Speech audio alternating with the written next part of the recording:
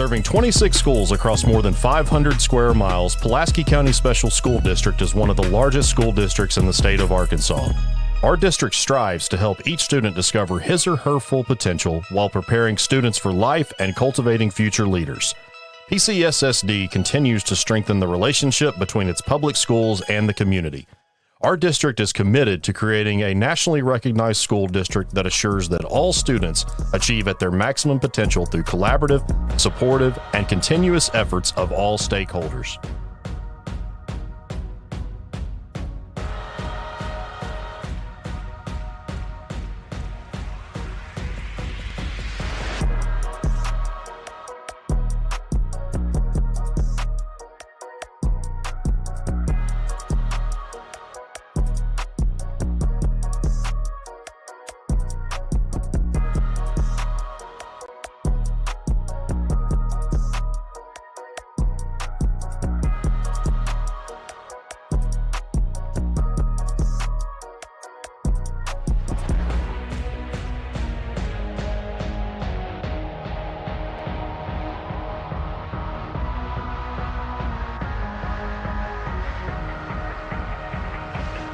The schools participating in this football game are members of the Arkansas Activities Association as authorized by their school. The administrators of these schools have helped to write the rules and regulations that govern participation of students in competitive activities for the schools that are members of the AAA. The Arkansas Activities Association, which is sponsoring this football game, is a voluntary nonprofit educational association of some 500 junior and senior public and private high schools of Arkansas. The regulations which guide these events are adopted by the schools themselves and determine the type of program they believe to be most desirable for high school youth. The Arkansas Activities Association is one of 50 state organizations that belong to the National Federation of High School Associations. This association formulates policies, game rules, and standards for inter-school competition. The schools of Arkansas have adopted these rules on eligibility which correspond to those recommended by the National Federation. The Arkansas Activities Association recognizes that athletes represent more than themselves in athletic competition. They represent their team, their fellow students, their teachers, and the community. Athletes who display good sportsmanship reflect high moral standards.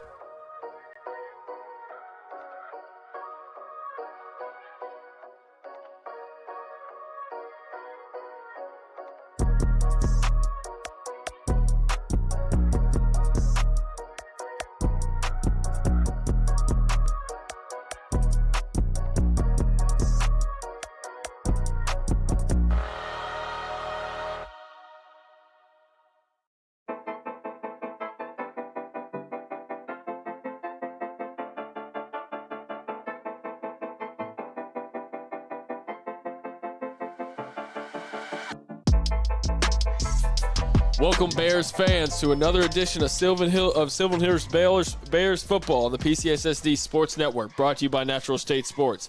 Tonight's matchup is going to be between the Sylvan Hills Bears and the El Dorado Wildcats. Another big matchup for conference turnout. But let me go ahead and take a minute and introduce our team tonight. In the booth is myself, Jake Hall, and my broadcast partner, Dylan Davis. I know we're both excited to call another Bears conference game tonight. Continuing on with our team is going to be Will Watkins on production. And then on our main camera tonight will be Valerie Haley, and on the field camera will be Patrick Haley. Couldn't ask for a better crew to put together these games week in, week out. Tonight's game is very important as it's really going to shake up maybe some of these playoff standings. The playoff picture could change tonight. But again, I want to thank you guys for joining our pregame show. We're about to break down the matchup between the Sylvan Hills Bears and the El Dorado Wildcats, as well as go over some of our other PCSSD Sports Network games, as well as our game to watch throughout the state. Let's go ahead and get into it, starting with the Sylvan Hills Bears. The Bears are tied for 6th in the 6A East and are coming off a loss to a top 3 team in 6A, the Catholic Rockets. The Bears are 2-1 in their last 3 games and had a chance to win last week. The Bears' offense came out swinging last week with a very impressive 9-minute touchdown drive to start the game. They really just kind of did whatever they wanted on the field right there to start the game, and we haven't seen that from the Bears all season, really. Yeah, you could say that was their best offensive possession really of the whole season. And it came in a good time against a very good Catholic Rocket team. And unfortunately, just kind of, that was really the last good drive we saw them have that night. Just couldn't keep it going. Absolutely. Unfortunately, both offenses kind of stalled out there at the beginning but Catholic finally got on the board and tied it up 7-7 early in the second quarter. Again, Sylvan Hill's offense just was stalling out. Their defense was doing a really nice job of holding Catholic down for as much as they could.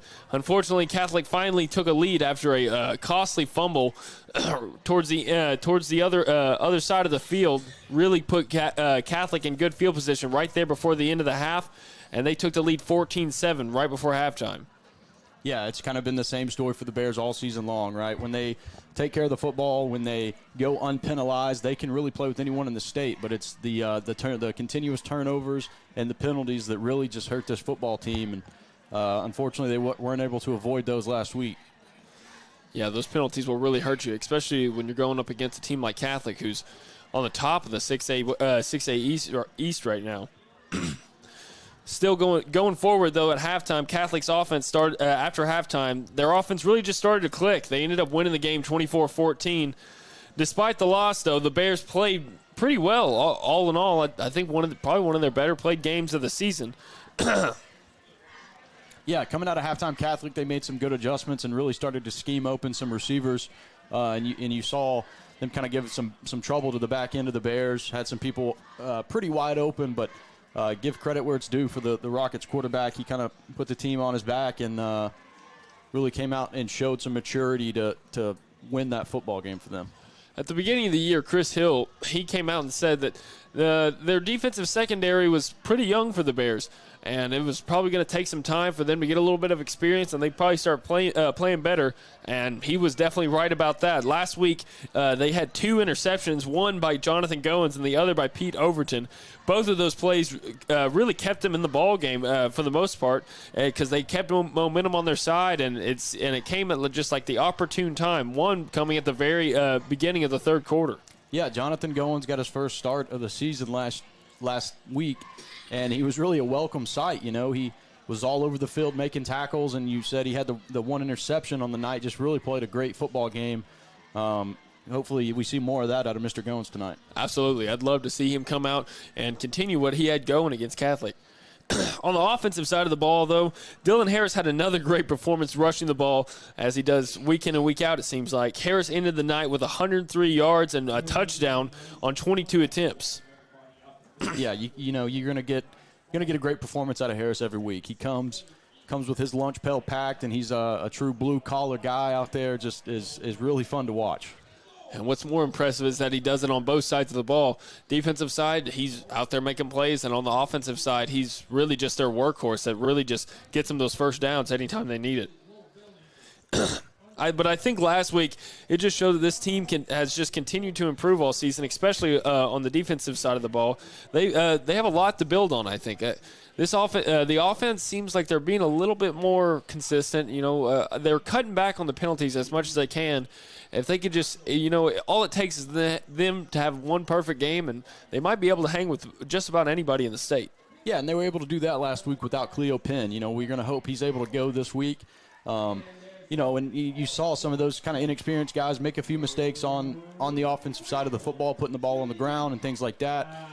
So we hope the Bears can get Cleo Penn back, just a real home run hitter for them. Just adds a different dynamic to this offense. We hope to see him play here tonight. No, it definitely adds an extra layer to their running attack. You can hand it to Dylan Harris as much as you want, but you need that speed on the outside to really spread that defense out and just kind of keep them on their toes, and that's what Cleo Penn does for this offense. But continuing, though, on improving, the defense has been forcing a lot of turnovers lately, which is a huge factor if you want to be victorious every week. They've had 2 games now with 2 interceptions, and it's been really impressive. They've really kind of gotten the groove of things, of making interceptions and reading the quarterback well. Let's move on to our El Dorado Wildcats, though. El Dorado is currently ranked they're currently in 5th place in the 6A East, while Sylvan Hills is tied for 6th in the 6A East. The game could turn out to be could be pretty pivotal in the playoff race, as the top 6 teams in each division will qualify for a playoff spot. So, I mean, right here, this could be a huge game for both El Dorado and the Sylvan Hills. Yeah, this is a huge football game, of course, pending some other outcomes in the 6A East. But you have, Sylvan Hills tied there with Sheridan and Searcy at the number 6 spot. If the playoffs started today, they would lose the tiebreaker and Sylvan Hills would lose the tiebreaker and be left out of the dance. But a win here against the number 5 team would go a long way in securing that playoff spot for the Bears. Absolutely, and I know Chris Hill is definitely thinking about that. I'm sure the whole team might be thinking about that a little bit. El Dorado, though, is coming off a dominant performance, beating Sheridan 38-7 on the road last week. Their head coach, Stephen Jones, said that they are playing a lot better defensively, and it showed last week as they held their opponent to only 7 points. The key for them defensively this game is going to be limiting the Bears' long drives. As we all know, that's what Sylvan Hill's bread and butter is when they get the ball, they string together some really long drives and just kind of eat up a bunch of clock. Keep the opposing offense off the field. Yeah, and we'll see 2 quarterbacks tonight for the El Dorado Wildcats. And, when you hear that, you think a 2-quarterback system. There's probably one's not as inconsistent. You might think that's an offense that doesn't perform very well. That's not the case with this El Dorado Wildcat team. They're pretty good offensively. Their downfall's really been on the defensive side of the ball, and Coach Jones said that they have started to play better on that side of the football, and they're going to need to play better here tonight if they want to come out with a win. Absolutely. Offensively, Coach Jones also said they need to limit their turnovers. Turnovers can hurt any team throughout the state, but especially for a team that might be struggling a little bit on defense, you really need that offense to click. And like you were saying, the quarterback system, they have 2 quarterbacks that have combined for 1,400 yards and 13 TDs on this season. So if they can limit the turnovers, they should have a pretty good night.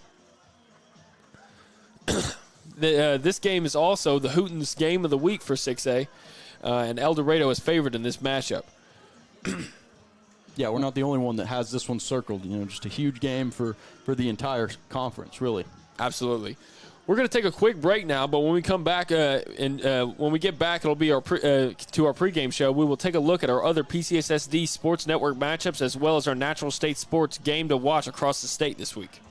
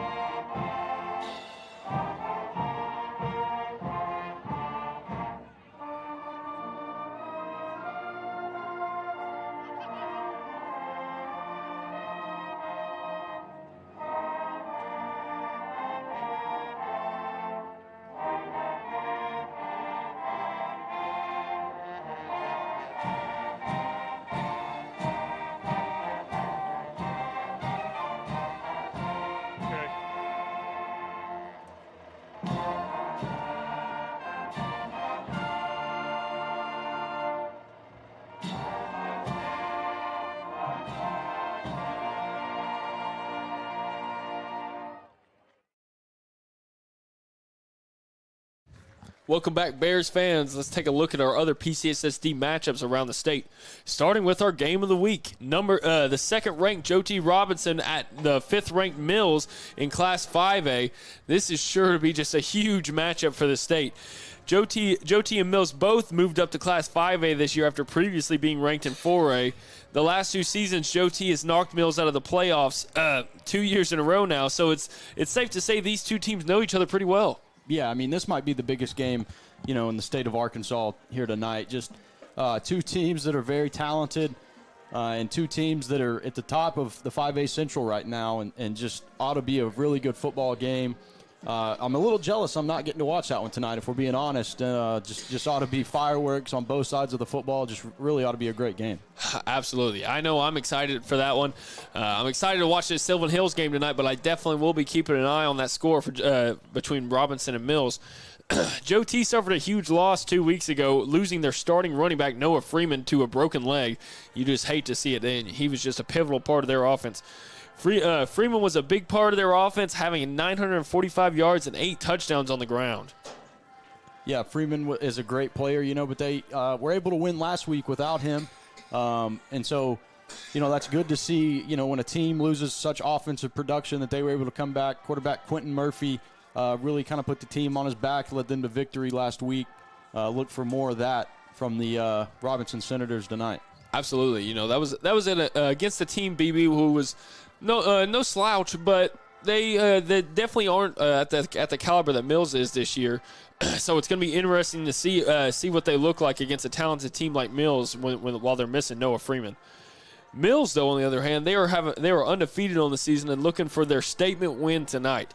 A win tonight would really just kind of punch their ticket as like one of the tougher teams to beat in 5A in the playoffs. Junior quarterback Achilles Ringo is really the glue that holds this team together. He's completing 65% of his passes for 1,900 yards and 6 touchdowns with only 3 interceptions on the year. Yeah, he's played phenomenal this season, and they're going to need a heck of a game out of him tonight. And really it's probably both sides' biggest game of the year in terms of talent and caliber of opponent. It ought to just be a phenomenal matchup between those two. Watching those two quarterbacks go back and forth ought to be quite a treat. Absolutely. If Ringo's the glue guy, then senior Jabray Shaw is the star for the Comets. Shaw is a UCA commit and has rushed for 6 touchdowns and has a state best 9 interceptions at safety. He's just a force when he gets out there on the football field. Either way, both teams are tied for first in the 5A Central Division and looking to make a statement tonight. Joe T managed to get a 37-16 win last week against BB, even after the game was tied at halftime. Mills was off last week and should be well rested for this big matchup. Hootens favors Joe T in this matchup. Moving on to our other PCSSD school, we have the Maumelle Hornets hosting Watson Chapel. Maumelle comes to this matchup last in 5A Central Division after suffering a loss against Morrilton 35-14. The Hornets are playing tough for their first-year head coach Brian Maupin, and their stars QB Western Pierce and wide receiver Alan Timmons showed it last week as they played very well. The key for the Hornets tonight has to be to force turnovers. Watson Chapel has shown that they will turn the ball over if they're forced, and the Hornets need to really take advantage of that. Yeah, Maumelle came out of the gates hot, starting 2-0 this season. They've since lost 5 in a row, and just, really kind of had some bad luck there. Lost their quarterback for a little while. Got him back last week and really took a very good Morrilton team to the wire. We'll see if they can't bounce back this week and get a win against a Watson Chapel team that, again, hasn't had the season that they would hope either. It's a most needed win for the Hornets. Watson Chapel committed 5 turnovers in last week's 28-12 loss at Valonia. The Wildcats ran for 166 yards with Marquez Brentley gaining 76 yards and scoring both touchdowns. Hootens favors Maumelle in this matchup. Maumelle, the Hornets really need to get this win. It's going to be exciting. Maupin's first year. They just need some more wins to kind of build on this season and maybe make a push for a playoff spot. Our Natural State Sport game to watch around the state this week is going to be number 2 ranked Cabot at first ranked Bryant. That's going to have huge implications in the 7A 7A division. Both schools are undefeated in the state this year, so it should be a very fun matchup as Cabot beat Conway about 2 weeks ago at Cabot. So this is going to be a road game for the for Cabot for the Panthers. So it should be a really exciting matchup for both teams. Yeah, Cabot's making the trip down to Saline County, looking to slay the dragon. Slay the beast that is the Bryant Hornets. Bryant does have a young quarterback. Maybe not as an inexperienced, it being the 7th game of the season, but we'll see if that Cabot defense can maybe rattle him a little bit. Maybe force a mistake or two, and maybe come out with a win on the road. Just ought to be a great football game. I believe that's got all the state's attention tonight.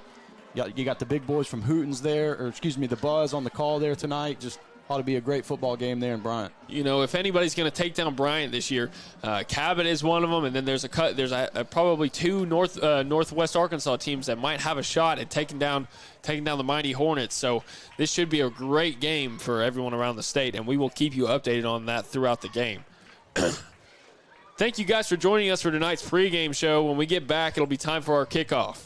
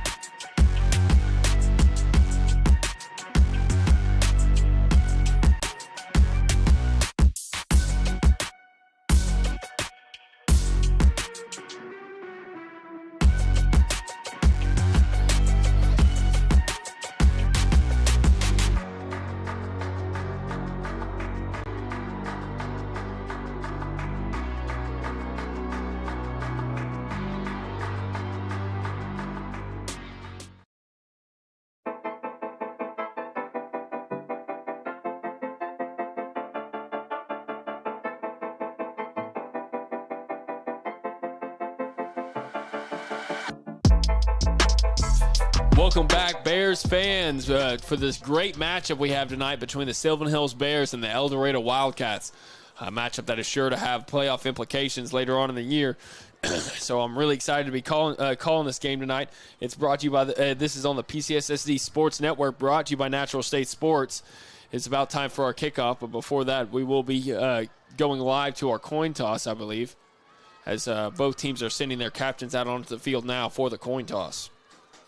Pretty good environment here tonight for this football game. The weather's kind of cooled off a bit. It's finally dark here at kickoff, just really starting to feel like those Friday night lights as you start to get to the end of the season here. Absolutely. You honestly, this is our first kind of fall crisp in the air tonight. I was expecting it to be a little bit colder, as it was pretty cold earlier in the week. It decided to warm up, though, right here in time for kickoff. Either way, though, it's going to be a great matchup tonight. I'm sure all the fans in the stands are excited, and I'm sure all you at home are excited. And we are glad that you have tuned in to watch this ball game.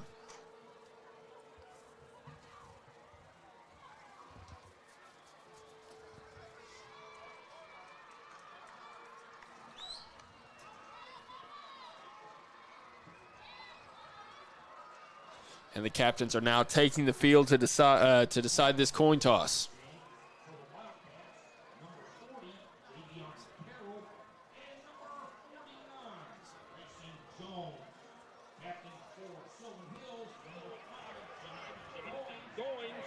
And number 29, Patrick Alcindor. Patrick Alcindor and Jonathan Goins are the captains for the Sylvan Hills Bears tonight.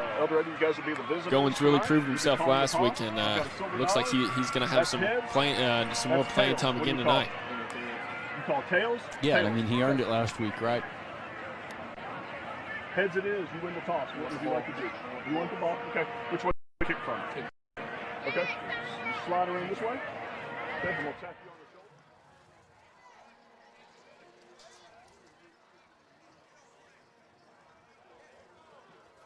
The Bears win the toss and decide that they want to receive, which is probably a good decision on Chris Hill's part, as they showed last week. When they get the ball first, they really kind of got the job done on the road. So it should be the same. Hopefully we'll see the same outcome here at home. Yeah, I mean, especially when you got an offense that can, take 7, 8, 9 minutes off the clock with a good drive. It is a pretty good idea. Go ahead and take the ball first. Jump on these Wildcats 7-0, and really get this game started out on the right foot.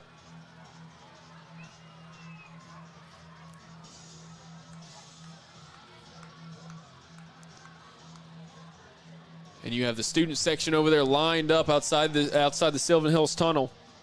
El Dorado is already on the field on the sideline.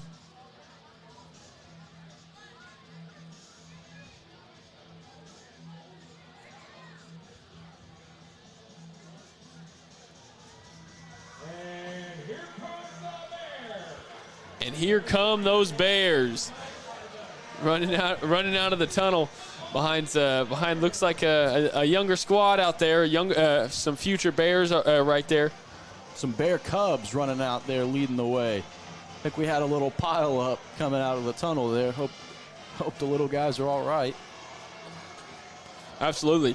Looking over here on the El Dorado sideline, it's a long drive, but they have a decent turnout for a crowd, even with that long drive. Yeah, pretty good turnout for the fans. They brought the cheer team along as well. Just a great environment here for this football game, and I think the product on the field is going to match the environment tonight. Just a huge game for both sides, and just a really good matchup all around. Absolutely. We've had football season we've had football season. I think this is week 8 now. But this really kind of just feels like the first real game of the year. Playoff implications that fall crisp in the air. It just really feels like football tonight.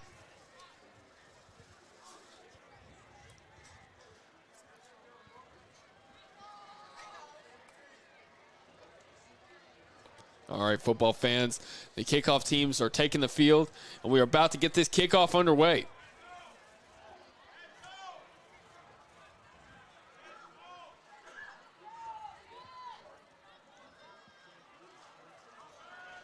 Looks like Cleo Penn is going to go tonight. He's back deep to return this kick, along with Carlos Stevens, who missed last week as well. It's good to see both those two players back. They've made an impact on for this team all season long, so I'm excited to see what they can do coming back after a week off. I want to just say thank you guys for joining this broadcast tonight. To all the El Dorado fans and Sylvan Hills Bears fans that are tuned into this broadcast, we really appreciate it. And we are underway. Cleo Penn with the catch on the right sideline, gets all the way up to the 30, still moving his legs, finally gets shoved out of bounds at about the 32-yard line.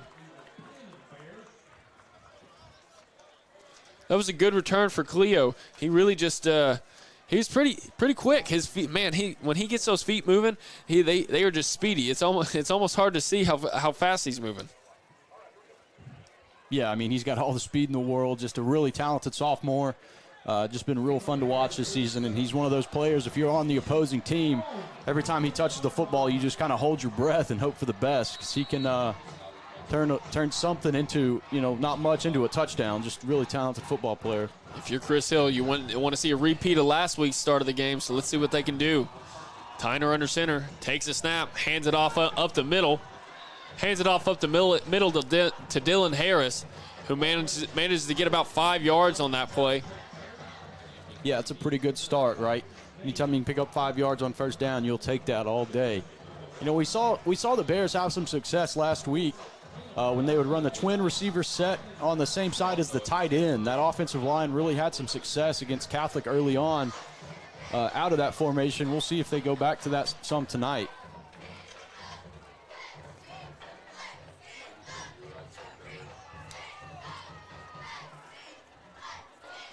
Tyner under center. Takes the snap. Hands it off to Dylan Harris on the right side. Once again, gets all the way up to about the 50-yard line. Bangs into a defender. Carries him all the way out of bounds, and that's going to be a medicine shot first down for the Bears. Just a huge hole opened up on that right side for Dylan Harris. Great job by this offensive line on that one. So he had all kinds of space. Didn't meet a defender until about 10, 12 yards downfield, and you know Dylan Harris is always going to finish a run. Just a great start to this drive for the Bears. Those defensive linemen tried to shoot up field, and the right guard and the right tackle just shoved him down into the ground, just came down on him, and that just left a huge hole for Harris.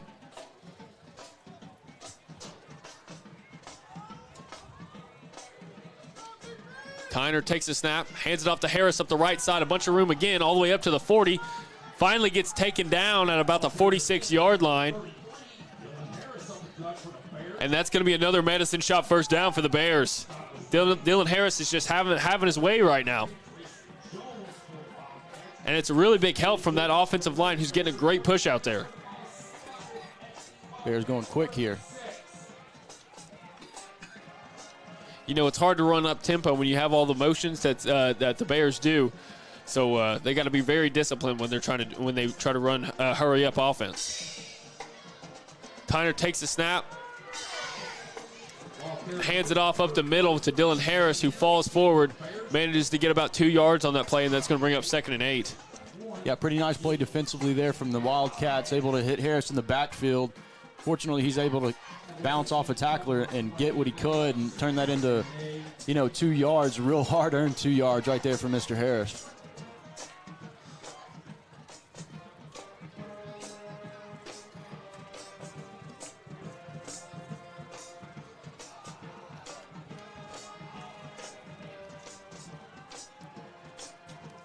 Tyner under center.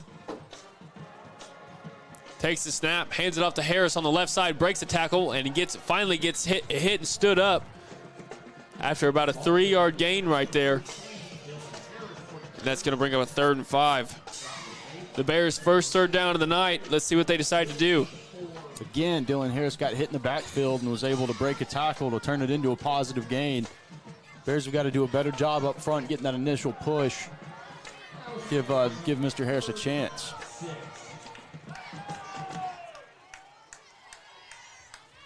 Tyner takes the snap, fakes the handoff, pitches it back to Joseph Thompson, who bobbles the pitch, manages to hold on to it, though, and gets taken down for about a 10-yard loss on that play.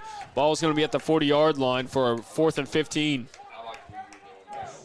Yeah, it's unfortunate for the Bears. You had a pretty good-looking drive going there, and then a near fumble makes it stall out, going to give you a 4th and long. Bears really fortunate they were able to retain possession there. Hopefully they can pin them deep on this punt. They probably should have went to the other side of the field. They were going to the short side right there. When you try to run that big toss sweep right there just wasn't enough room for them, honestly. The punt is away, and it's going to hit at the 3-yard line and roll into the end zone for a touchback. And that's going to let this El Dorado Wildcats offense come out onto the field and start at the 20-yard line. Yeah, it's a tough break there for the Bears. You ultimately only net about 19 yards on the punt with the touchback, bringing it back to the 20. So we'll see if this Bears defense can come out here and get a stop and get some momentum going.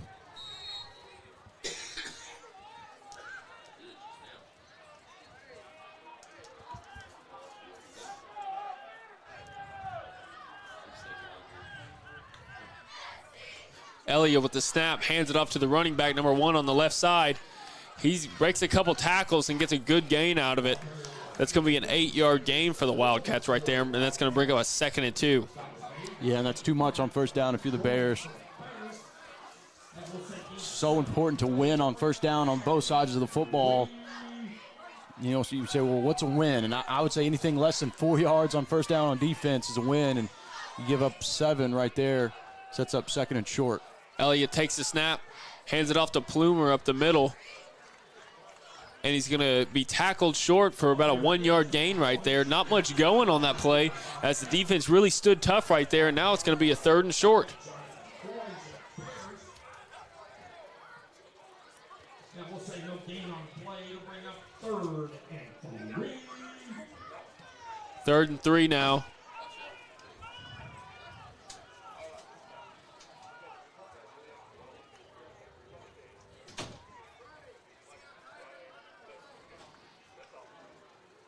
Plumer takes the snap, keeps it on the left side himself. He's going to get stood up, though. I don't think he got it. Yeah, I think he's short.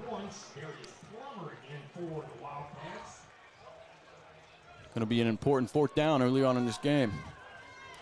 Plummer kept it himself, but not only for about 2 yards though. So now that's gonna bring up a 4th and 1, and this is gonna be a huge opportunity for this Bears offense to try to get a big stop early. The Wildcats are gonna go for it. It looks like. Might be a little pooch situation here. They got a receiver split way out wide here, about a yard off the sideline. Plummer takes the snap, keeps it himself on the left side. He's hitting the backfield. But he manages to fall forward. I think enough for the first down, and yes, it is. That's going to be a medicine shot first down for the Wildcats. Just quarterback power left right there.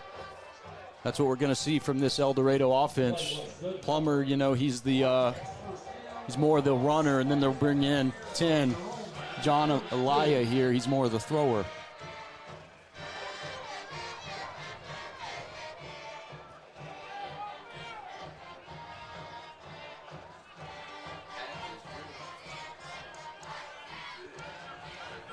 Elia takes the snap, looking to pass on the right side. He's got an open receiver on the edge of the field, but he's going to have to scramble as he's getting pressured, and he gets hit hard. Gets hit hard right there, and finally gets taken down by a host of Bears defenders, and that's going to be a loss of yardage right there as he loses about 2 yards on the sack. Looks like Carlos Stevens came up and laid the wood to him originally, and then a host of Bears defenders came in and cleaned it up. This great team defense all around there. Looks like he may have had a man in the flat and just elected not to throw it. Would have been a long throw, pretty dangerous throw. Smart play there from the quarterback to just tuck that one and get all he could. No, if he would have made that throw, I think Alcindor was going to be there for the interception, so it's honestly smart for him to keep it.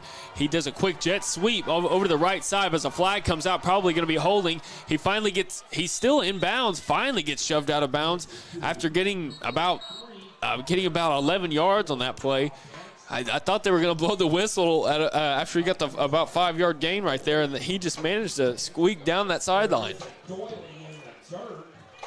It is going to be holding. Yeah, the El Dorado already backing up on this one. Looks like they got the end.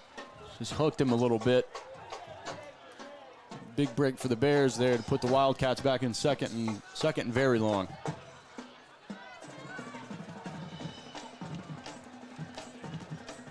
Second and 23 now for the Wildcats.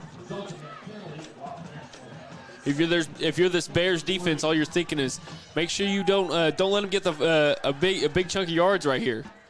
He throws it out to the right sideline, and he manages to stay in bounds. He finally gets turned all the way over, does a little front flip right there, and he gets about 8 yards on that play.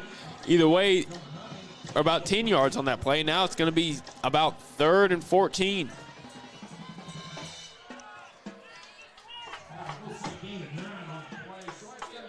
All right, if you're the Bears defense, you got to be happy. They're in a 3rd and long situation. You just got to keep everything in front of you right here and try to make a stop.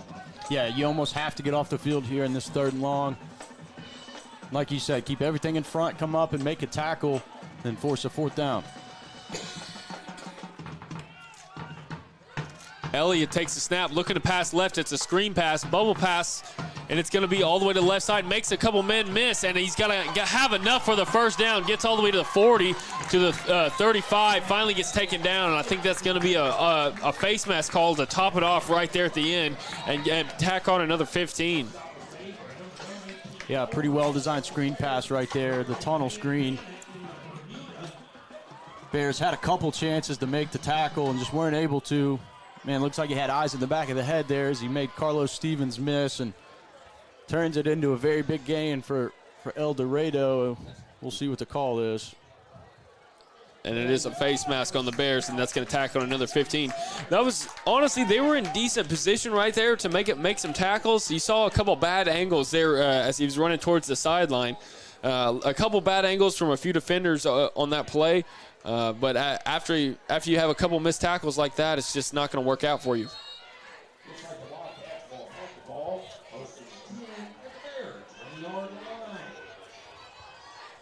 Elliott takes the snap, hands it off to Plummer up the middle. Plummer takes it on the left side, and he's going to have some room. Finally gets taken down at about the 5-yard line. He's going to have that's going to be a huge gain for them right there, and that's going to be a medicine shot first down for the Wildcats. Yeah, even with the bad snap, the Wildcats were able to get the handoff completed, and, man, Plummer, he's got some speed, and he hit that hole hard, and real nice game for the Wildcats. Elliott takes the snap, hands it off to Plummer on the left side, who's going to be in for a touchdown. Touchdown Wildcats, but a flag came out from the white hat behind the line of scrimmage, and that's usually holding.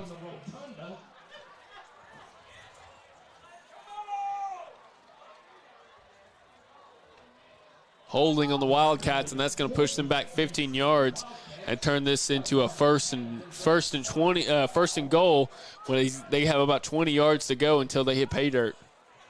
My mistake. They're going to have about 9 yards or 14 yards to go. Yeah, Bears catch a break there. You gotta make the Wildcats pay. Elliott takes the snap. Quick toss out to Plummer on the right side. He gets taken down after about a 5-yard gain right there. Yeah, interesting little play right there. They catch it in just a little shovel pass, trying to get some width there, and Plummer cuts it back in for a minimal gain. Bears do a nice job rallying up to that one. If you're this Bears defense so far tonight, it doesn't really look like they have trust in their quarterback to throw the ball deep down the field. So you really need to just keep everything in front of you, as they really aren't trying to stretch the field. He throws it over the middle, and that was good coverage right there by Alcindor. If he would have been a little bit quicker, I think he might have had his hands on that ball. Yeah, very nice coverage there. That's a tight window that quarterback had to fit that ball into, and it sails on him a bit. Going to bring up a very important third down for this Bears defense. Really got to bow your neck here and get off this football, get off the field, see if you can't force a field goal attempt. 3rd and goal, ball on the 8. If I was going to guess, I think they're going to hand it off to number 1 Plummer, who's really just kind of been doing it all for him so far on this drive. As this is a huge play for the Bears to start this game, as there's only 4 minutes left to go in this first quarter. Elliott takes the snap, fakes the handoff to Plummer, and he throws it out to the left side, and he could not hit his wide receiver, who had a chance to catch it. I think a defender would have stopped him right there, though. Either way, that is a good stop by the Bears, and that's going to bring up a 4th and 8, and the Wildcats are sending out the field goal unit. Yeah, you're right. Even with the completed catch there, probably goes nowhere. Bears had that one very well defended. Let's see if we can't force a field goal miss here and keep this score 0-0 and get the ball back.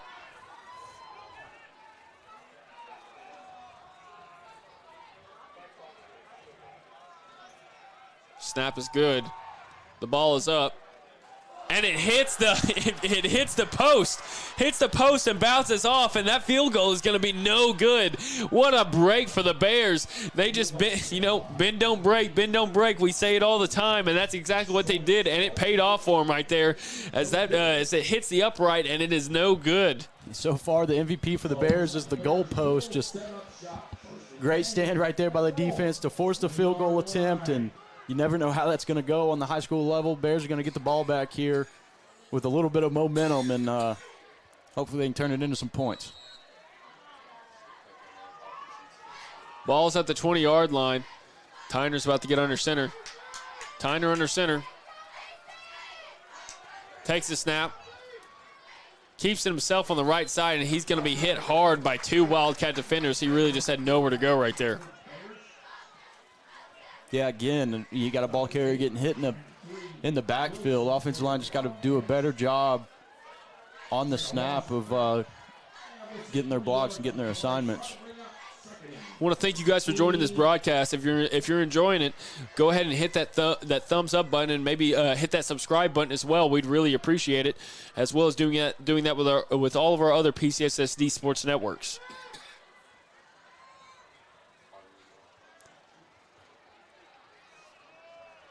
Tyner takes the snap, hands it off, or fakes the handoff up the middle, keeps it himself. He's running out to the left side. And he just has nowhere to go as he gets hit right there in the backfield, manages to get back up to the line of scrimmage. Another nice play from the Wildcat defense. It's going to put the Bears in a situation that, they're not really built to get. 3rd and 12. We'll see what they come up with here. I'd like to see maybe Cleo Penn get a touch or maybe a pass.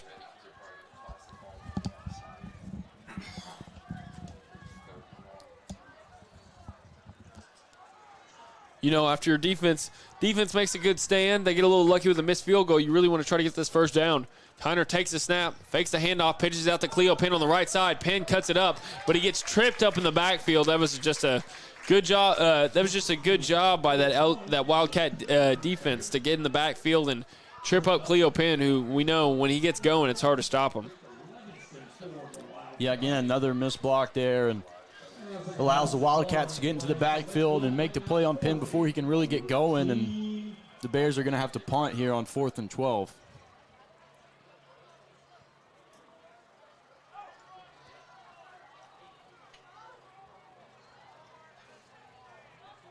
Fourth and 12, the snap is back, and the punt is away. It's a decent punt. It's going to be fair caught right at the 50-yard line for the Wildcats. That was a decent punt. Unfortunately, the Wildcats are going to have really good field position here to try and punch it in. 1:41 left to go in this first quarter. It's just kind of been flying by. Both teams are really just pounding the rock, and it's letting this clock tick down pretty quickly. Yeah, if you're the Bears defense, Wildcats, didn't show you anything you can't stop last time out, right? You had them backed up 3rd and long, and you let the screen get by you. But other than that, it was pretty good defensive series. See if they can repeat it here. Plummer takes a snap, passes it out to the left side, gets shoved out of bounds after about a 5-yard gain right there.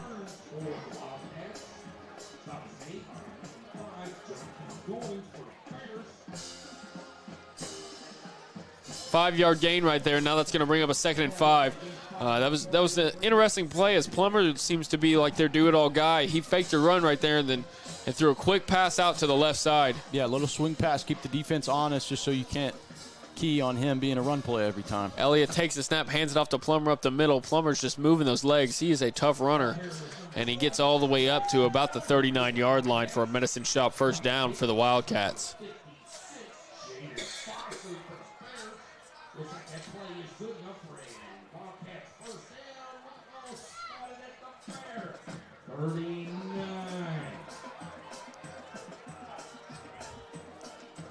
First down for the Wildcats. This Bears defense hasn't shown an answer for Plummer yet. Let's see if they can't figure something out. Elliott takes the snap, fakes a handoff to Plummer, looking to pass on the right side. Nowhere to go, though, and he's under pressure hard right there. Carlos Stevens was all up in Elliott's face right there. It forces a bad throw. And that was just great pressure from Carlos Stevens. Yeah, Stevens was lined up on the line of scrimmage there, and as soon as Ely broke the pocket, he was able to get away from his blocker there and come get pressure in his face and force the incompletion. Ely really lucky to get the ball out on that one.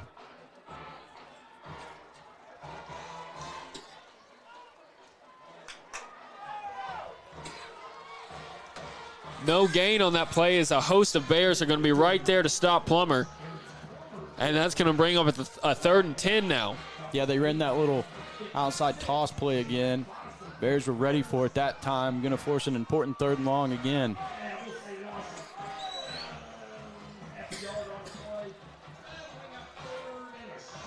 And with 6 minutes left on the clock, the Wildcats are just going to let it run down 2-1.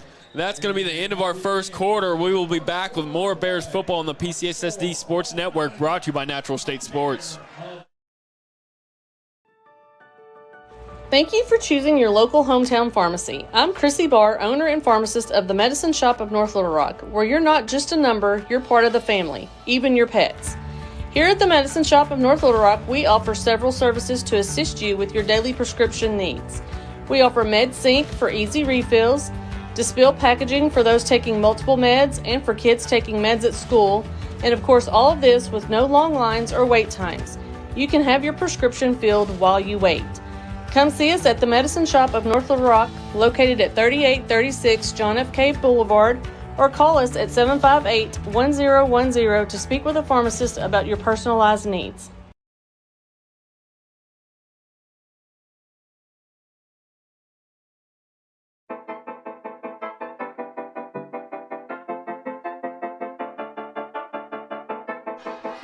We are back, football fans, for the second quarter of play on the PCSSD Sports Network, brought to you by Natural State Sports.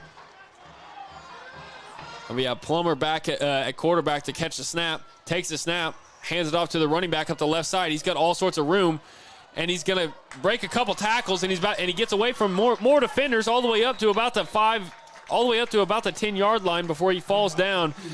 And that is just a huge game for the Wildcats and a dagger for the Bears, who really just played really well on that set of downs. Unfortunately, that's going to be a Medicine Shop first down for the Wildcats. Yeah, the Bears only had 3 down linemen on that one.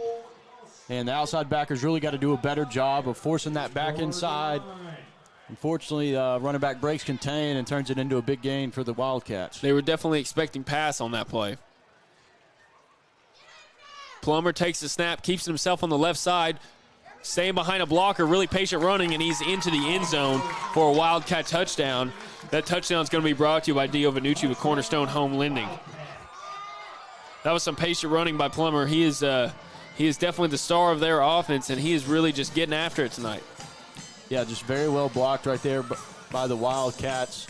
And you said it, just a nice patient run, allowed his blocks to develop, kind of directing traffic, and really walks into the end zone on that one.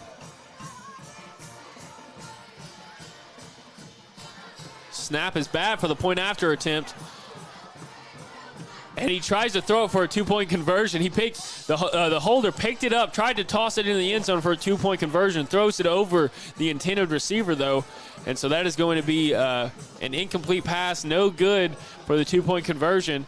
And there's 11 minutes and 24 seconds left on the clock, and the Wildcats lead 6-0 here in the second quarter. Yeah, fire. You know, just the fumbled snap. Holder tries to make a play, had his man open there and almost completed that pass, but that failed point after could loom large, as we've seen several one-point games here on this football field this season. We'll see if the Bears can hopefully take advantage of that.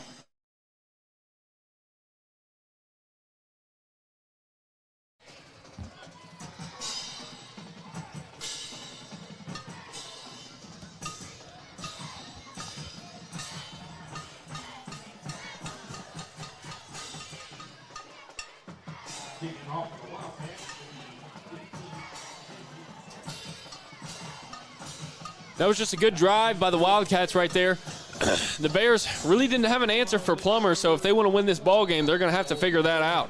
Either way, both kickoff units are on the field now, as Cleo Penn is back to Cleo Penn and Bryce and Carlos Stevens are back to receive. The kick is away, and it falls to Cleo Penn on the right side, who tries to cut it back.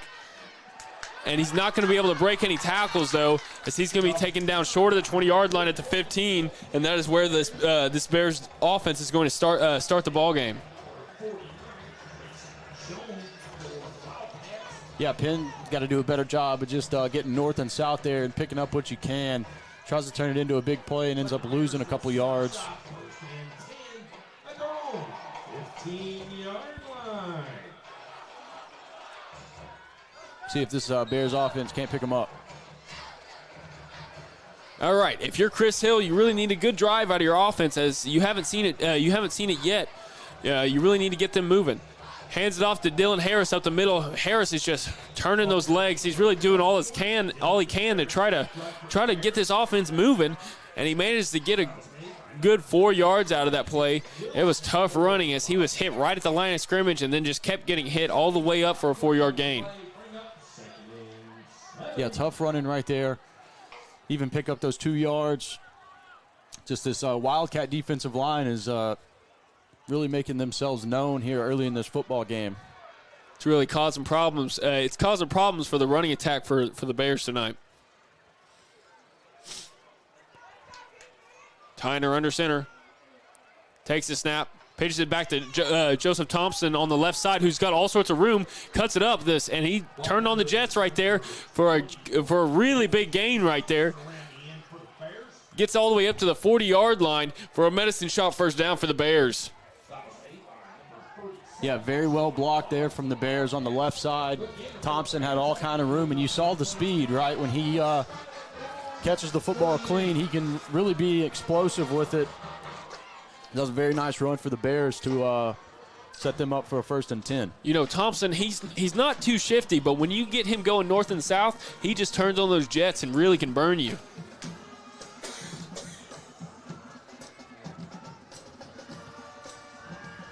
Tyner takes the snap, hands it off to Harris, who's hitting the backfield, has nowhere to go on that play.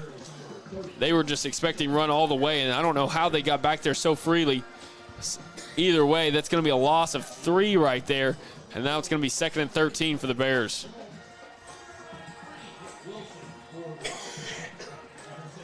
Yeah, again, this El Dorado defensive line's really kind of got their ears pinned back, and they're making some plays early in this football game. No, this defensive line is just shooting upfield with very little resistance. The Bears really got to figure out something to do. Tyner takes the snap, fakes a pitch to Cleo Penn, passes it out to the left side, and it's going to be incomplete to Scales, my mistake. Scales flew right over Scales' head. He had no chance of catching that ball. That's unfortunate, as I think he would have had some good space to work with. Either way, it's going to be 3rd and 13 now.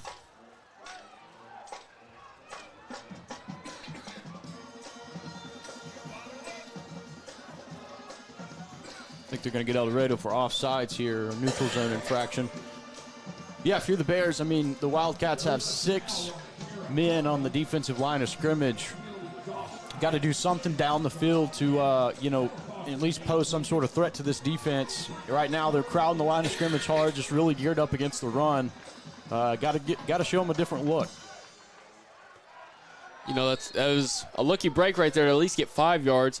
Tyner takes the snap, and he pitches it back to Cleo Penn, who has nowhere to go. If you're this Bears offense, I mean, that was a good play by the Wildcats defense right there, but if you're this Bears offense, you got to realize you don't have enough men on the offensive line to block the amount of men that they are sending. You've got to change something up. They, like you said, they have 6 men on the line of scrimmage, and there's only 5 offensive linemen. You can't do there's nothing that you can do as an offense to try to run the ball. You've got to figure out a way to back them off.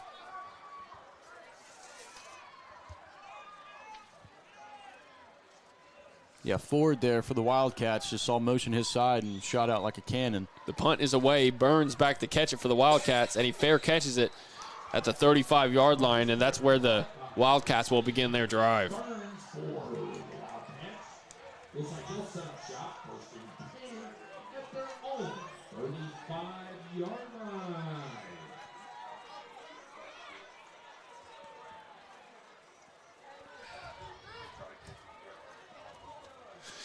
This has turned out to be a good ball game, as there's 8:53 left to go in this second quarter. Still a tight ball game. The Wildcats are leading 6-0. Let's see what their offense has to show, as they had a good showing on their last drive, with Plummer really just taking the wheel. Yeah, had some huge holes to run in. Bears got to do a better job playing assignment football. Make sure you're in your gap. You got to get off some blocks and make a play. Now that's going to be a false start on the Wildcats, and that's going to push them back 5 yards. And now it's going to be 1st and 15. So already, if you're Coach Chris Hill for the Bears, you got them backed up, 1st and 15. You've got to take advantage of a costly penalty for the Wildcats. Plummer takes the snap, keeps himself on the left side, and he manages to get around on the edge. Finally gets shoved out of bounds after about a 13-yard gain, and now it's going to be 2nd and 3. Yeah, it looked like the Bears were going to be able to bring him down for a loss there, but just the speed of Plummer, he's able to get around the defense and really turn nothing into a very nice gain, set them up on 2nd and short. Bears got to do a better job of containing on the outside, turning him back in, and making him fight through the meatier defense rather than just letting him get up the sideline.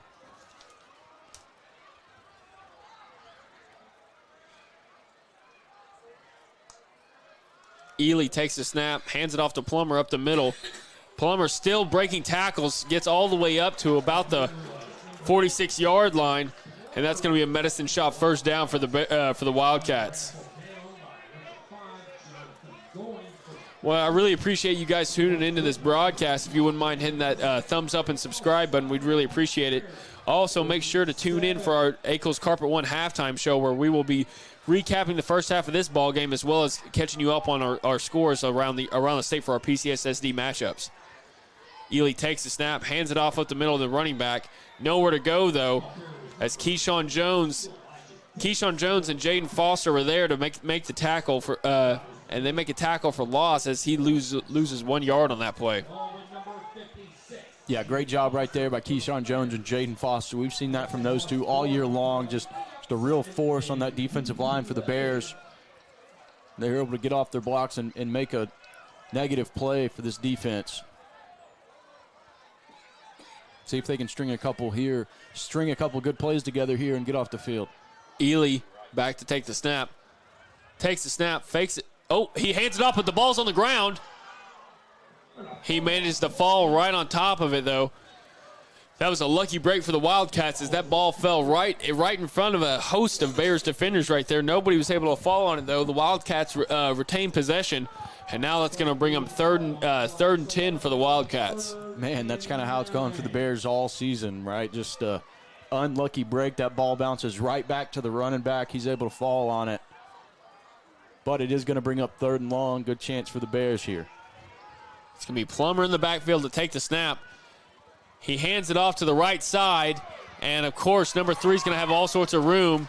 He gets all the way up to about the 27-yard line, and that's going to be a medicine shot first down for the Wildcats. Yeah, again, is able to just get to the edge and has a big hole to cut up inside there, and you see the speed out of number 3, DeAndre Burns, as he cuts it upfield and gets a nice gain. Plummer takes the snap on the left side, keeps it himself.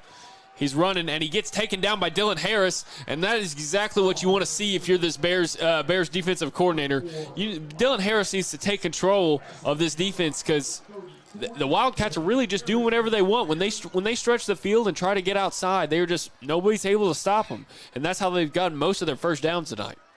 Yeah, I think the Bears need Dylan Harris really on both sides of the ball, but I think here tonight you're going to need him to play on defense more. You got to have something to match up with the speed that the Wildcats have in the backfield. 2nd and 12, ball at the 30-yard line. Ely takes the snap, and he bobbles it. It's on the ground. Plummer picks it up, and he's going to be taken down for a decent-sized loss right there, and that's going to be a great job by that Bears defense to notice that the snap was bobbled. They got back there in time to stop Plummer from getting anything going, and now it's going to be 3rd and 16. Yeah, again, ball just bounces right up to the running back. But the Bears are able to get him down and force a 3rd and long here. Ely takes the snap, looking to pass it deep. Chunks it over the middle to a wide-open receiver who catches it. It's Plummer. Plummer catches it at the 10-yard line and falls down at about the 5. And that's going to be a medicine shot first down for the Wildcats. Plummer's slow to get up. Hopefully there's nothing too bad going on over there. He gets up. Yeah, Josiah Rainey laid a pretty nice hit on him on that one. But, yeah, if you're the Bears, it's just tough. You got a man running wide open down the seam. We are going to have an injury timeout for Plummer to get off the field. Hopefully he just got the wind knocked out of him on that one. He's walking a little slow. It doesn't look like he's limping or anything. He's just walking slow. Might have the wind knocked out of him. Hopefully it's not a concussion. As we all know, concussions are no joke.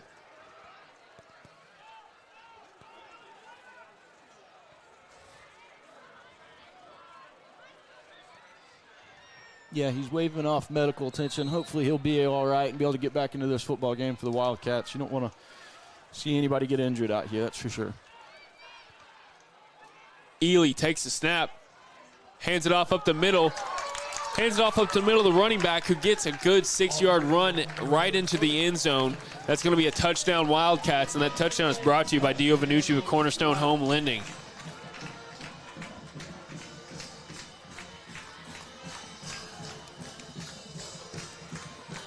likely see the Wildcats go for 2 here to try to make up for that missed PAT last time out. And that is what they're going to do.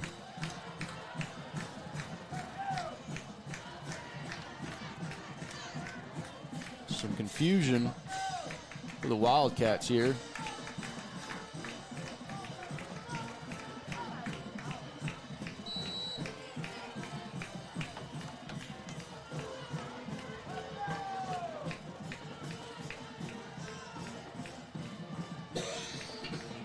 Ely takes a snap, does a quick jet sweep, and he's going to be into the end zone for a 2-point conversion.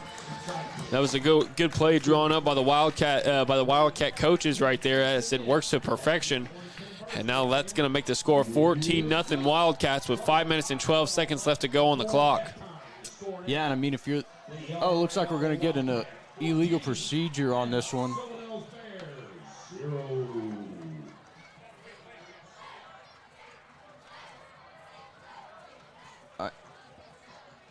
Illegal procedure on that play. And now the Wildcats are going to have to send their offense back out there on the field. Man, late call. I don't think either team saw the flag come out. Now it looks like the Wildcats will send the kicking unit out to attempt a PAT. And they do. They're sending the kicking unit out as they've changed their mind.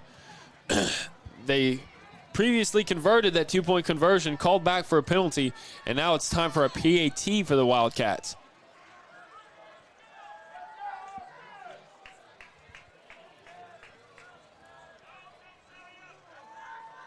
Snap is good, hold is good. The kick is up, and the point after attempt is good, and that's going to make the score 13-0 Wildcats with 5 minutes and 12 seconds left to go in this second quarter. All right, Bears get a little bit of a break on that one. Wildcats still off schedule a bit. If you can get 2 touchdowns, 2 PATs, you'll have the lead by a point. And, you know, I think we've seen, 3 one-point games right here on this field, so those can be important. We'll see if the Bears can take advantage of it. Got to put together a drive here, get some points on the board before halftime.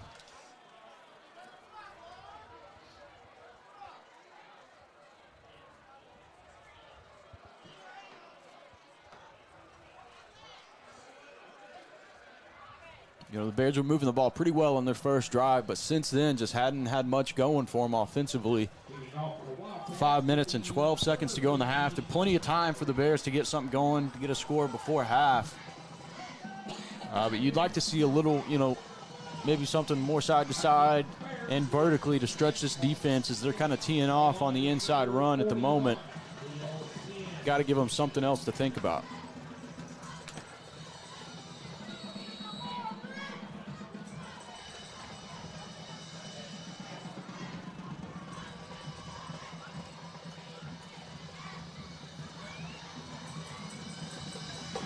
The kick is away, and it's caught by Cleo Penn. He's going to take it on the right side of the field, and there's nothing going for him as he hits all the way up to the 20-yard line, gets hit, and finally gets taken down at about the 25. It's going to be decent field position for the Bears to start this offensive drive. And if you're Coach Chris Hill, you really want to see something happen. I haven't really seen too many first downs happen in this whole entire first half. I think I've seen maybe 3. So they really need to get something going.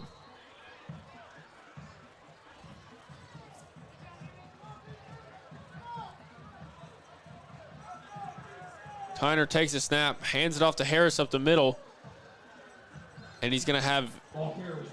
He manages to get about 5 yards on that play. Decent gain on that play, but it's you can't expect that to happen when they have the whole entire defense basically on the line right there.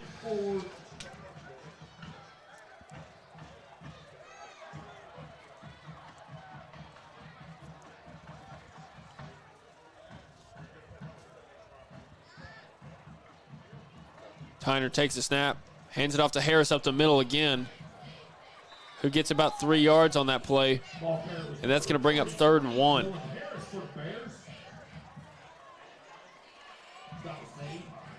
My mistake. They're going to go ahead and call that a first down, and that's going to be a Medicine Shop first down for the Bears. Bears first down with a spot at their own 38.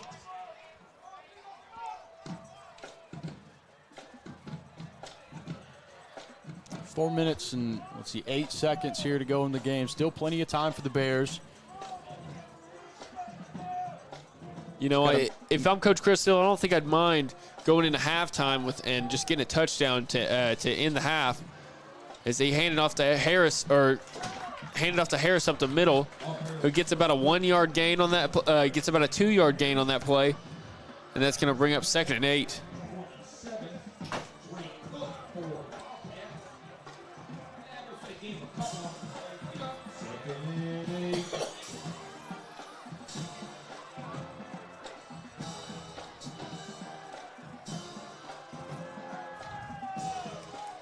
Tyner takes the snap, pitches it back to Joseph Thompson on the left side. Thompson is going to try to make a couple men miss, and he does, and he cuts it upfield. And it looks like he's going to have enough for a first down. See where they spot it. That is going to be another first down for the Bears. And that's going to be a Medicine Shop first down for the Bears. They are at the 48-yard line now. Probably the closest they've been to scoring all night. Yeah, outside of that first drive, this has been their best looking offensive possession. Got to keep it going here if you're the Bears. Tyner takes the snap, hands it off up the middle to Harris, who Harris is just refusing to go down right now. And they finally blow the whistle after he gets about 2 yards on that play.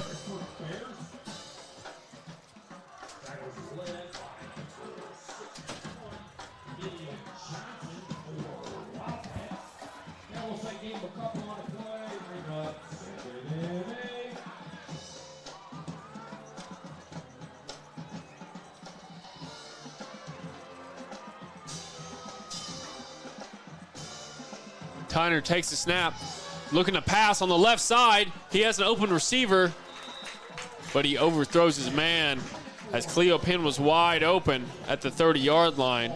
Unfortunately, they could not connect.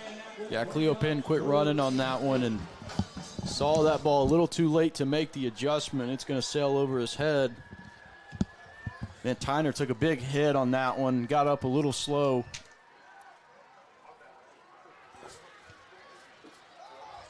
Looks like he is all right. Got a slight limp out there, but looks like he's going to stay in the ball game.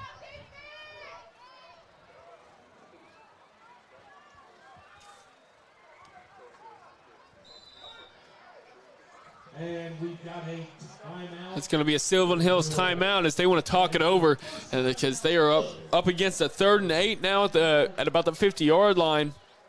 2 minutes and 17 seconds left to go in this ball game. I want to thank all the watchers out there. Appreciate you guys tuning in. If you wouldn't mind giving our broadcast a thumbs up and maybe hitting that subscribe button, we'd really appreciate it, as well as tuning into our other PCSSD school networks and doing the same for them. Yeah, and if you're Chris Hill and the Bears coming out for this 3rd and 8, you've got to think about picking up something positive to give yourself a chance on 4th down. You're likely in 4-down territory. But if you come out, you get negative yards or no yards here on 3rd down, likely have to punt the ball away. So it's important you come out here and get something positive on 3rd down.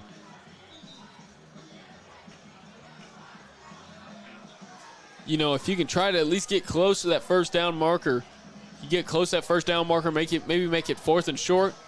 Maybe then just go for the home run ball right after that. Try to hit somebody going across the middle. You might surprise them.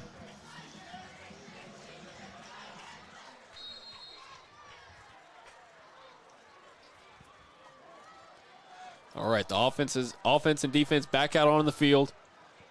Tyner takes a snap, looking to pass on the left side, passes it to Cleo Penn, and it bounces off a defender. Defender couldn't catch it, and it falls out of bounds. And now that's going to bring up 4th and 8 now for the Bears. A pretty nice play right there by that safety. He does have the club on his right hand. That's probably fortunate for the Bears. That might have been intercepted had he had two healthy hands out there. Just got to put a little more air under that football and give Penn a chance. The Bears are going to go for it. Tyner takes a snap, pitches it back to Cleo Penn, who bobbles the pitch and falls on it. It didn't really matter who fell on it right there, as it's going to be a turnover on downs, as they were fighting for it at the bottom of that pile. Either way, first down Wildcats at about the 47-yard line, and they're going to have great field goal position or great field position to try to get some more points on the board right here before halftime. Yeah, that pitch was a little low from Tyner, but still one that Cleo Penn, he's got to catch that one. Had some room had he been able to catch it clean, but nonetheless, this Bears defense is going to have to come up with a stop here before halftime. As the Wildcats will get the ball to start the third quarter. So this is an important drive all of a sudden for the Sylvan Hills Bears defense. Ely takes the snap, looking to pass downfield. Passes over the middle to an open receiver, but it falls incomplete as the pass was a little short, and the wide receiver couldn't hang on to it. Yeah, second time they've had a man open down the seam. This really just doesn't look like the same Bears defense we've seen the past 2 weeks. They were really on the ball the past 2 weeks. They seem to be moving a little confused. A lot of open wide receivers and missed assignments. See if they can't talk it over at halftime, but maybe get it put together a little bit better. Hands it off up the middle to the running back, who has all sorts of room. Gets all the way up to about the 35-yard line. 35-yard line, that's going to be a medicine shot first down for the Wildcats. Yeah, huge hole right there on second down. Just again, another speedy running back for the Wildcats. Picks up a nice gain. Bears got to find an answer. Got to get a stop here before half. Ely takes the snap, does a quick jet sweep, pitches it forward. And the wide receiver is going to take it out of bounds after getting a 5-yard gain right there. And that's going to stop the clock with 1:35 left to go. 2 flags come out. I'm not sure if it's going to be on the Bears. It's going to be some type of unsportsmanlike conduct. Not sure on who, though.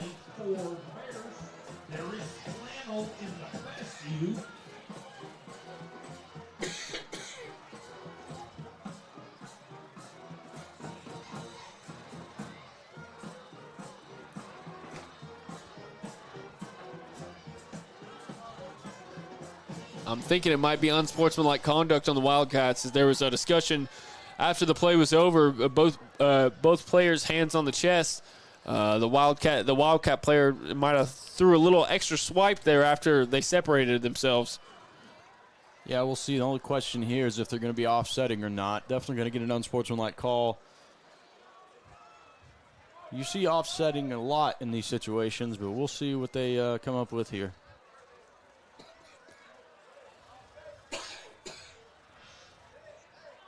Unsportsmanlike conduct on the Wildcats.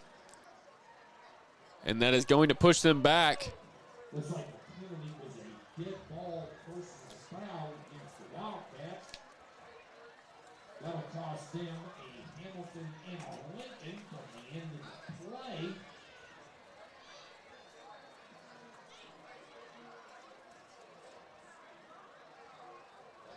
Head coach Stephen Jones for the Wildcats gets an explanation and seems satisfied with what he heard.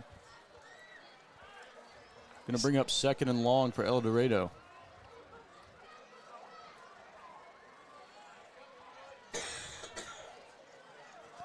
Let's see where the ball is going to be placed. The ball is going to be placed all the way up at the 44-yard line. That is a huge mistake if you're the Wildcats right there, as you were about to get a first down, and now that pushes you back into a pretty tough position here, as you only have 1:35 left on the clock. I think it should be a first down. That was a dead ball penalty after the play, but maybe we got the... So it will remain second down. Ely takes the snap, looking to pass, throws it over the middle, and it's going to be incomplete. That was good coverage right there by Colin Billings. Colin Billings was managed to jump up there right at the right time and knock it out of the wide receiver's hands. That's probably one of the better shows of coverage we've seen from the Bears all night. Yeah, nice job right there by Colin Billings, breaking on that football while it was in the air and coming up and making a play, separating the receiver from the football. Nice play right there out of number 3, Colin Billings. 3rd and long. Got to watch out for a screen. Quarterback draw here. Ely takes the snap, looks to pass over the middle, and it's going to be great coverage once again by Colin Billings, who breaks up the pass just at the perfect moment. He goes in and shoves his hands all over the wide receiver's hands, and the ball falls to the ground. 2 in a row for Mr. Billings. Just another great play. Going to force the Wildcats into a 4th and 18. Offense is still on the field. And what I've noticed is I don't think I've seen – have you seen Plummer on the field since he walked off? No, he has not come back into the game yet. That is a obvious hole for the Wildcats, as he was just really like their life force on offense. And I see him now. He's sitting on the bench. Hopefully he's okay. And we're going to have a Wildcat timeout with 1:19 left to go in this first half. They want to talk it over and decide what they want to do, as they are up against a 4th and 18. Yeah, we don't usually see the Bears send back a return man on punt returns, but with 1:19 left and the Wildcats with a chance to back you up pretty deep here, we'll see if they send out a return man. Maybe make a big play happen, or at least save yourself some field position.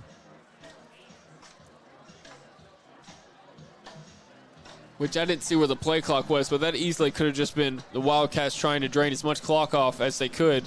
Well, my mistake. It was an incomplete pass, so the clock was not running.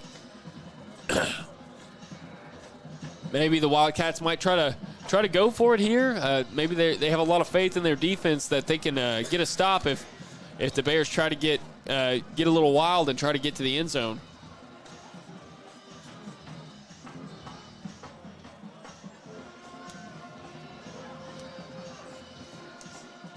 Yeah, Coach had the timeout to burn. Maybe you just see if he could pick up 5 cheap ones, but thinks wiser the decision, and it looks like they'll send the punting unit out here, but still have yet to break their huddle.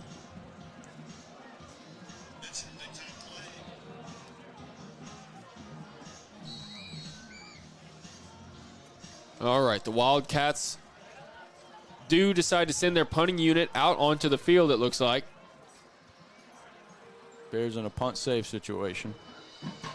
The ball falls on the ground, and it's not going to be picked up. The ball is free.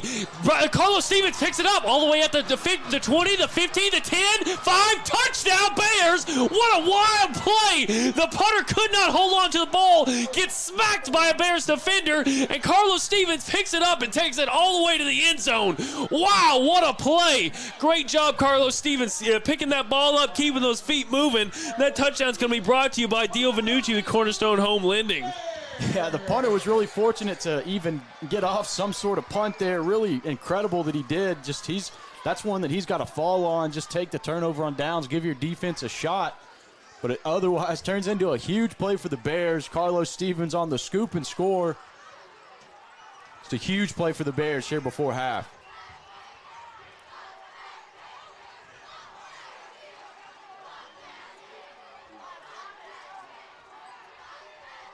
Rivera on to attempt this point after attempt. Yeah, the Bears were a man short on that one. They're forced to call a timeout as a Bear was a little late getting out onto the field right there. They only have 1 timeout remaining, I believe. Yeah, that's going to frustrate Coach Chris Hill there. You gotta be paying attention. Got to make sure you have the right personnel on the field for special teams. Thought about running a guy out late there. Smart there by Chris Hill to go ahead and burn the timeout. Make sure you get the right personnel on the field. El Dorado's already missed one of these PATs tonight. It's important that the Bears get this one up and through the uprights. With a minute 9 left to go, minute 9 seconds left to go in this first half, you got to be happy at least getting some points on the board right there. If you're Chris Hill, maybe swinging the momentum your way. You're going to be kicking the ball off to start the second half, but this is definitely getting some momentum on your side. Yeah, I mean, that was a huge play for the Bears. Just had no momentum, just really had kind of been getting dominated all half, and all of a sudden, a bad snap on the punt turns this game kind of upside down. The Bears were right back in it. The point after attempt is up, and it is blocked. It is blocked by a Wildcat player right there. That was just he got a good jump on the snap, got around the blockers, and he got in front of that ball. That was honestly a good show of athleticism from the Wildcats. Yeah, bad snap here. Tyner has to reach up for it, and that was just enough to throw the timing off to allow him to get around the edge and block that kick. That's going to leave the score at 13-16 Wildcats. Minute 9 left to go in this first half. As both teams seem to be having some PAT troubles tonight. Yeah, if you're that wingback on the field goal team, you got to make sure you don't ever shorten that edge. Got to make sure they go around you the full length, and number 5 there for the Wildcats took a good angle off the edge and was able to get there. Just don't see that man off the edge block them very often.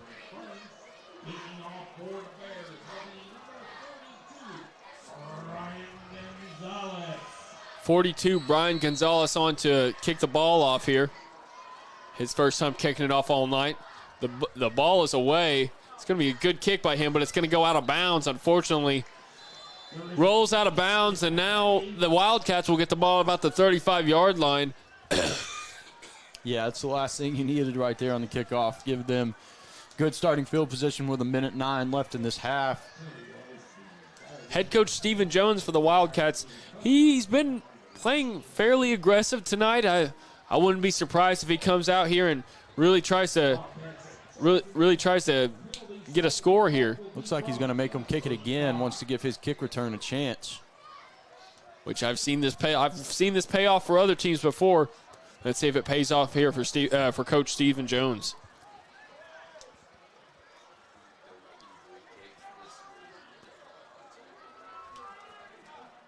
The wind is blowing to the left for Gonzalez right there, and that's exactly where the ball went out of bounds. So the wind definitely didn't help it right there. So if you're Gonzalez, you might want to aim a little bit to the right.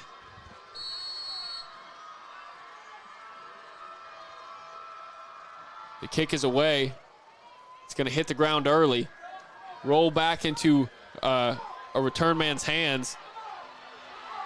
He's going to have some room on the left side. He gets all the way up to about the 50-yard line. And so that pays off for Coach Stephen Jones, who elects to have them re-kick it, and they get better field position than what they were going to have. And now they're going to start their drive at about the 50-yard line. Yeah, nice job by the kicker Gonzalez getting over and forcing him out of bounds. That likely saved a touchdown. Just again, the Bears have got to do a better job containing these speedy backs and return men for the Wildcats and forcing them back inside. They've been getting to the edge all night long and have really been making them pay with their speed. Really, DeAndre Burns and Plummer are really just burning this Bears defense. Both those guys really have a lot of speed, and they're showing it.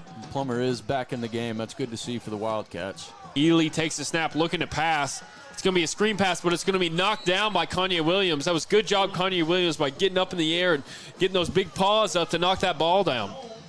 Yeah, if you're not going to get home to the quarterback as a defensive lineman, you got to get your hands up, try and deflect the pass, and Kanye Williams did just that on that play, and they really had a very nice screen set up. That was a nice play by Kanye, saved his defense quite a bit of yardage on that one.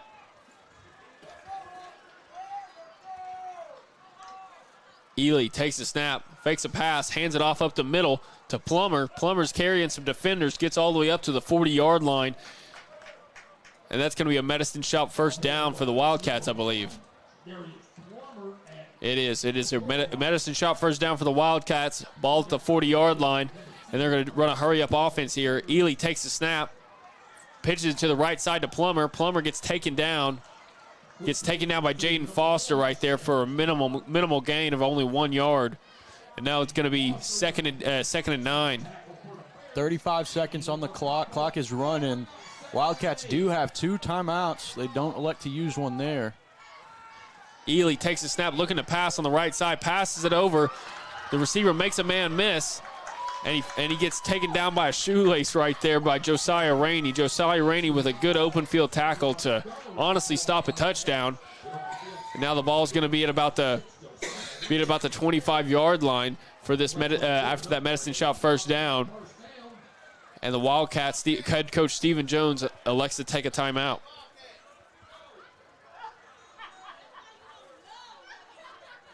"20 seconds left in this first half. The Wildcats are in a good position to get some points on the board here, right here going into halftime. I want to thank you guys for joining our broadcast tonight. Really appreciate you guys tuning in. If you wouldn't mind hitting that thumbs up and subscribe button, we'd really appreciate it. It really helps us out.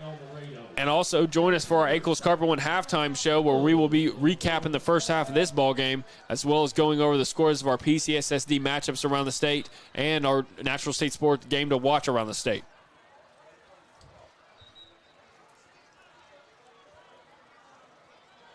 As we said earlier, this is just a huge game for both teams. Playoff implications. You know, the El Dorado is in fifth place in the 6A East.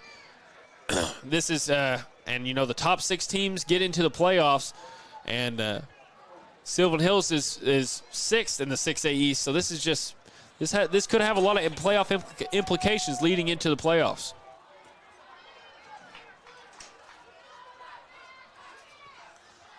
Ely takes the snap, passes it to the left side, and it's intercepted by Patrick Alcindor, and that's going to be a touchback for the Bears. Wow, what a great catch by Patrick Alcindor. That is just a great job to keep the Wildcats off the board right there, as they were probably going to be able to get into to enough yardage to get a field goal right there. Keeps them off the board. Wow, that was just a great interception by Patrick Alcindor. What hands. Yeah, great job right there by Alcindor, just step for step with the wide receiver, and gets his head turned around and makes a play on the football. Just great job right there from Alcindor. See how aggressive the Bears will be here on offense. Likely just see them take a knee or a safe run up the middle. Looks like they are going to take a knee and take this game into half. Tyner went ahead and took the knee as there's 10 seconds left on the clock, taken down.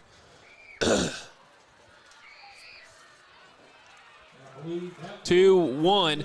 That's going to be the end of our first half. Please join us after the break for our Ankles Carpet One halftime show.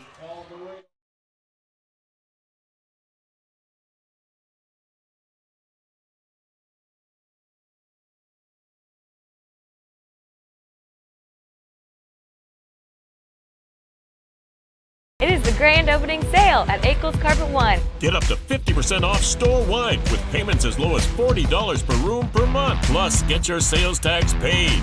We make it beautiful. For less.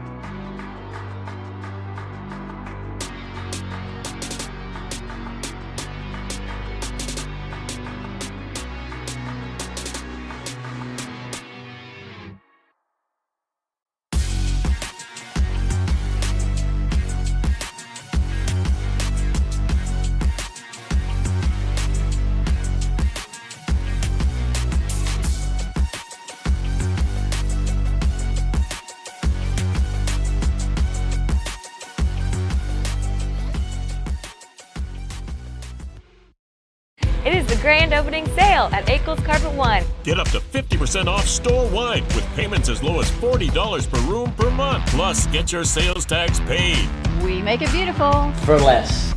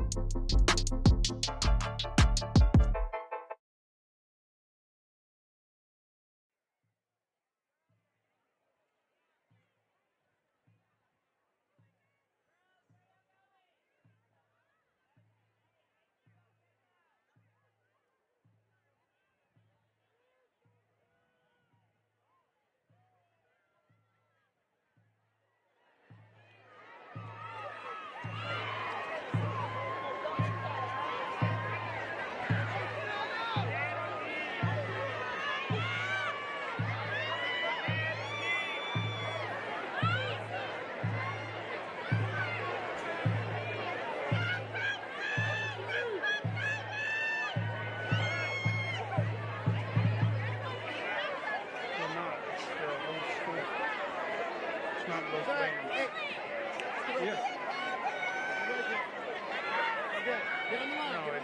just announced it. It's like 7 through 12.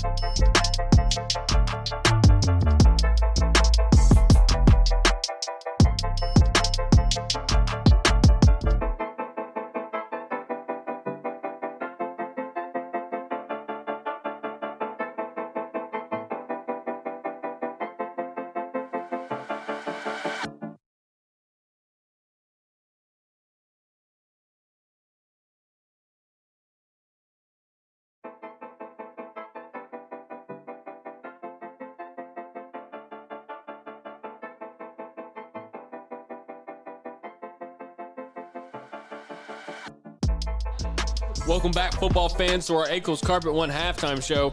Let's go ahead. Let's go ahead and go over our first half of play between the Sylvan Hills Bears and the El Dorado Wildcats. Early on, the Bears really couldn't get anything going on offense. They had a few first downs. Dylan Harris was getting things going a little bit. He had 50 yards in that first half. But other than Dylan Harris, it really wasn't working out for anyone else.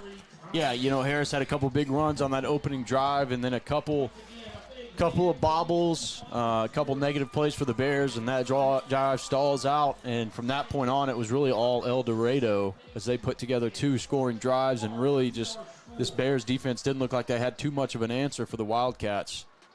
Yeah, no, it's this Bears defense. They were able to stop them on first and second down for the most part, it seemed like. But then they just handed off to their running back, Plummer, who would just find a way to get that first down. They were doing a really good job of getting the first down, converting their thirds and longs. The Wildcat offense was. They've got some speedy backs, and they're really showing it. It's really putting the hurt on the Bears defense. Yeah, the Bears would be scoreless in this game if it wasn't for a bad snap on a punt with a minute to go in the half. And the punter from the Wildcats made a mistake. Instead of falling on the football, he tries to punt it away, and the Bears are able to scoop it up, and Carlos Stevens goes about 40 yards for a touchdown. That was really, the only positive thing that came out of that first half from the Bears. And it was a big touchdown for them because the Wildcats are going to come out and get this ball to start the third quarter, and they could have potentially be looking at a 2-score deficit and the Wildcats getting the ball, but instead, they're only down by the touchdown. So that just was a huge play there towards the end of that half to get them back into this football game. A minute left in the first half. They scoop and score it after that bobbled snap on the punt, and then El Dorado takes a kickoff all the way up to the 50-yard line where they look like they might have a chance to score. They get it all the way up to the 25. They tried to throw a pass there in the corner, and Patrick Alcindor for the Bears defense jumps up and makes a great interception to really just close out the half. So and keep the Wildcats from extending their lead, because right now they were only up by 7. So there's only it's still a 1-score game. The Wildcats are going to be receiving the ball to start this second half. So we're still in for a good game tonight. Both teams are fighting hard. I think both teams realize what's at stake here. Maybe a possible spot at the playoffs. Hopefully the Bears coaching staff will get in there and work some of the kinks out of this offense, and maybe this offense can start rolling. Yeah, Bears have got to do a better job defensively containing the ball carrier and forcing him back inside. They've really let the speed of this El Dorado offense beat them here, getting to the edge and turning what should be minimal gains into big plays. They got to do a better job of tackling in space, and that will come if you're able to force these plays back inside. That'll just become that much easier if you can tighten down that space. And if you're El Dorado, I think the only thing you need to tell your team is, hey, just keep doing what you're doing, because right now it's working. Their defense is really shutting down this Bears running attack, and their offense is kind of doing what they want.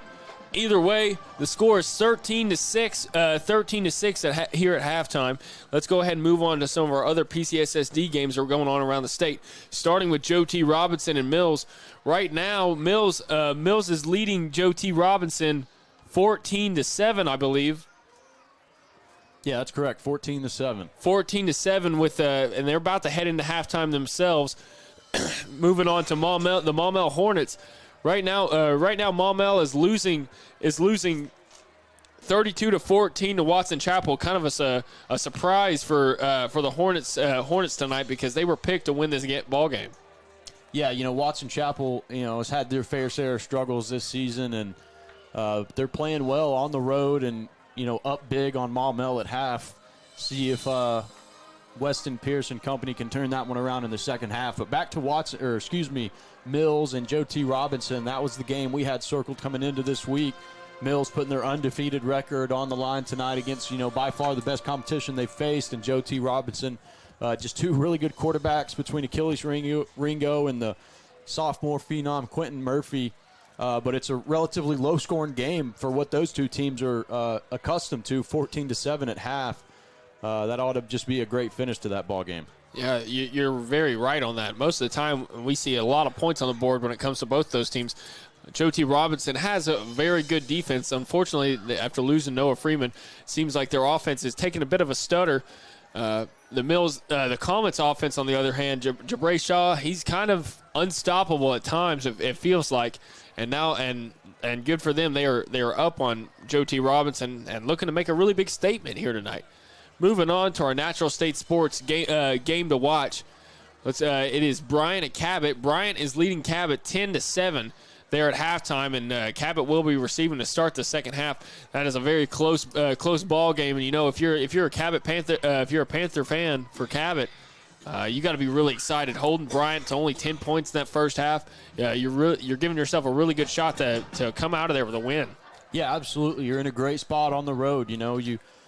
Anytime you can keep the scoring low on the road, it gives you just that much better of a chance. And with a 10-7 ball game going into that third quarter, I don't think the Panthers could have asked for a better first half, really looking to slay the beast that is the Bryant Hornets. Absolutely. I really appreciate you guys tuning in to our Ankles Carpet One halftime show. When we get back from break, it'll be time for our second half kickoff. It is the grand opening sale at Ankles Carpet One. Get up to 50% off store-wide with payments as low as $40 per room per month. Plus, get your sales tax paid. We make it beautiful. For less.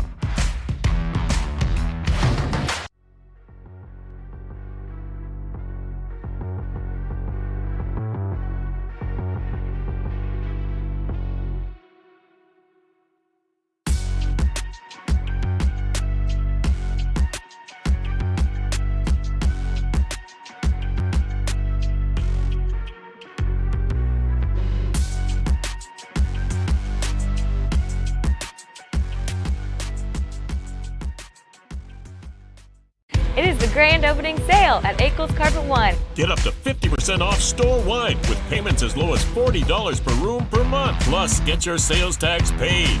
We make it beautiful. For less.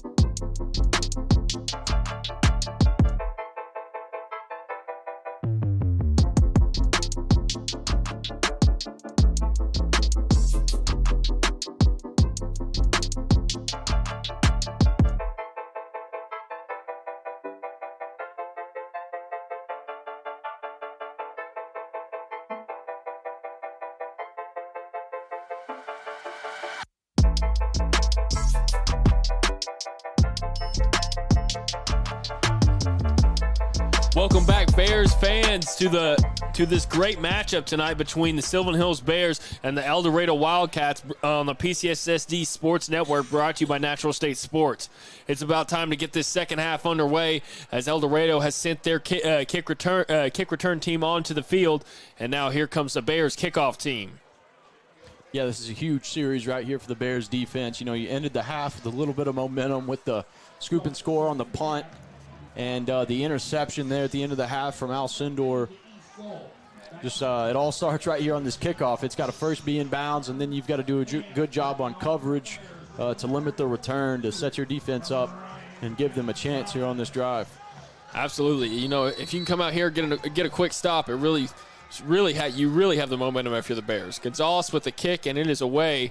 It is a good kick, and it goes all the way into the end zone for a touchback. That's the leg we are used to seeing from Gonzalez. And now the El Dorado Wildcats offense is going to start at the 20-yard line.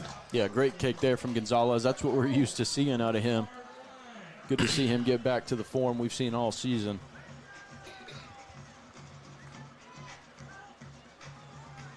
All right, like we said during our halftime show, the Bears really need to work on setting the edge, because when Plummer gets the ball and all he has to do is stretch that defense out, and it just seems like he can always find the edge, and he cuts it up and no one's going to stop him, and he gets about just a good chunk of yards every single time. So if you're this Bears defense, you've got to set the edge. Plummer back to take the snap for the Wildcats. Takes the snap. Hands it off to the running back on the left side. Gets all the way out to about the first down marker, and it is going to be a first down for the Wildcats. That's going to be a Medicine Shop first down. Yeah, they've really just had their way around the edge against this three-man front for the Bears. See if they can maybe switch it up a little bit and give them a different look defensively. Because when they get that three-man front, they're really attacking the edge, and have had all kinds of success off tackle tonight.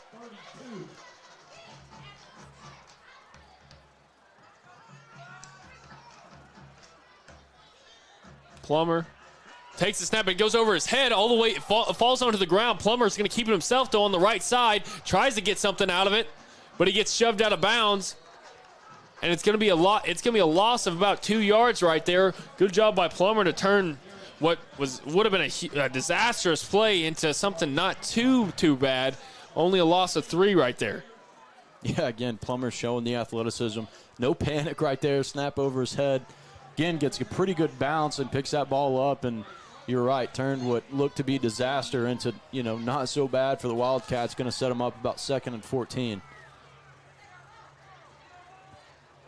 Ball at about the 27-yard line. Ely takes a snap, looking to pass on the left side, and he does, and the pass is short. Wide receiver tried to get down there low enough and grab it, but he couldn't as the ball hits the ground, and that's going to fall incomplete. Now it's going to be 3rd and about 14.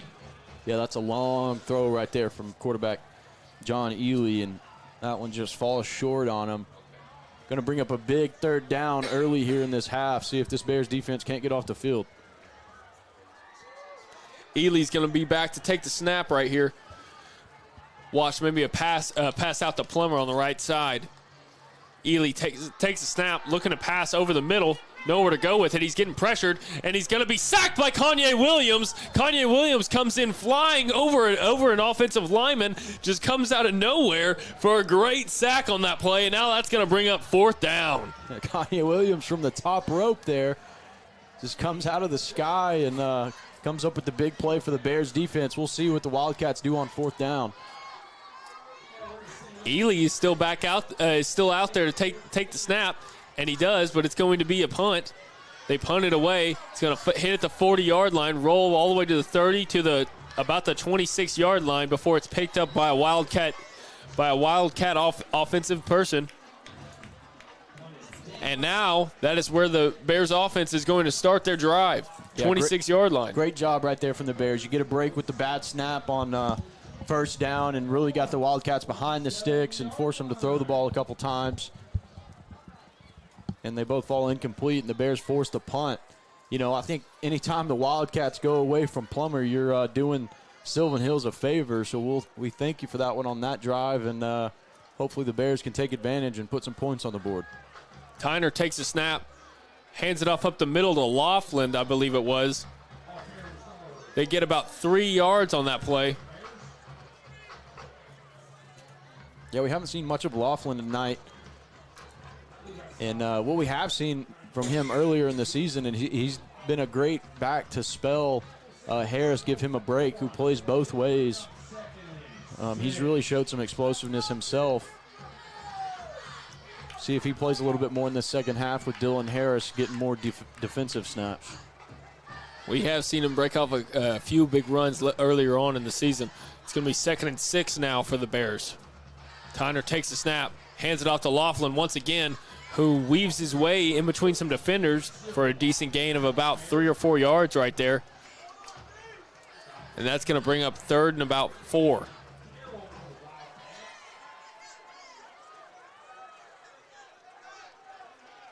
Yeah, we'll say gain of 3 on the play. It'll bring up 3rd and 3.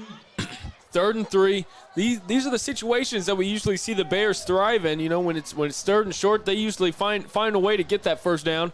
Dylan Harris is back in the ball game. See if he gets his number called on this one.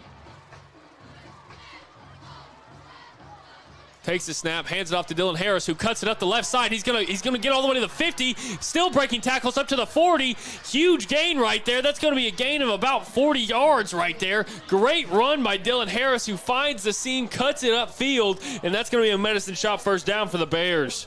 Huge play right there on 3rd down. Felt like he almost had to have that one, albeit early in the second half. But the Bears open up a huge hole, and Harris picks up a very nice gain on 3rd and short. Going to give the Bears a fresh set of downs into Wildcat territory at about the, where are we at, 36-yard line. 36-yard line after a great run by Dylan Harris. Takes the snap, hands it off up the middle to Harris once again, who falls forward for about a 4-yard gain right there, and that's going to bring up a 2nd and 6.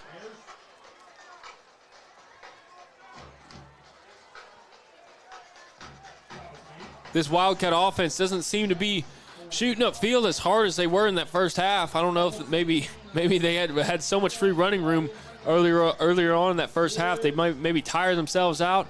But I see some hands on the hips out there as the Bears are stringing together a pretty decent drive.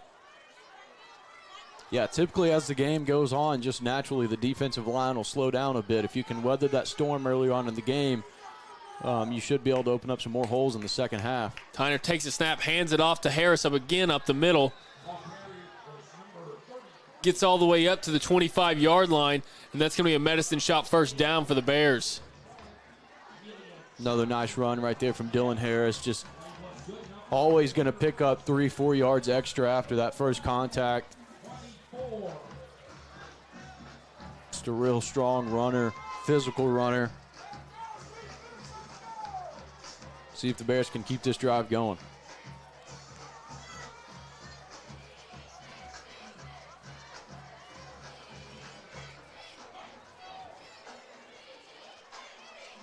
Tyner takes the snap, hands it off to Harris, who cuts it around the left side. Gets a good gain out of that play. Gets all the way up to about the 19-yard line. It's going to be a 5-yard gain. Bring up a 2nd and 5.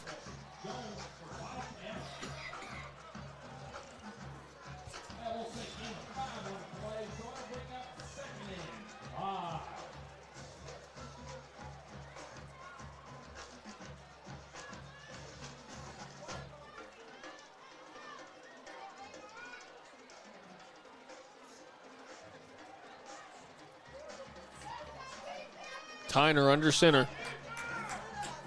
Takes the snap. Hands it off to Harris up the middle. Finally, Harris is met behind the line of scrimmage for about no gain right there. Finally, the Wildcats had an answer for him, and now that's going to bring up 3rd down. Yeah, maybe lost a yard on that one. Going to bring up a 3rd and 5, a very important 3rd and 5 for the Bears.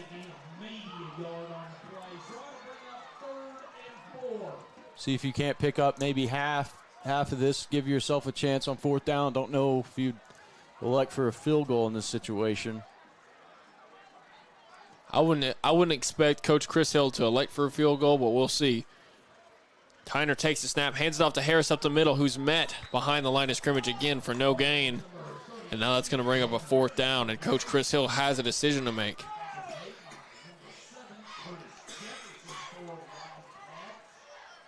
Looks like he's going to keep the offense on the field. 4th and 4.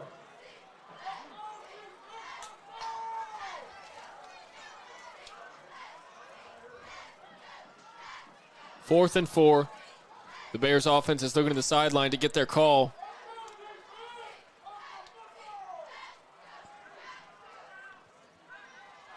Tyner's under center. Takes the snap. Tyner keeps it himself. And the ball comes out before the whistle is blown, and El Dorado is going to grab it. And now that's going to be a first down now for the Wildcats. I think either way they were going to take over right there, because I don't think he had enough for that first down. Yeah, I think he was going to be short either way. Tough right there from the Bears.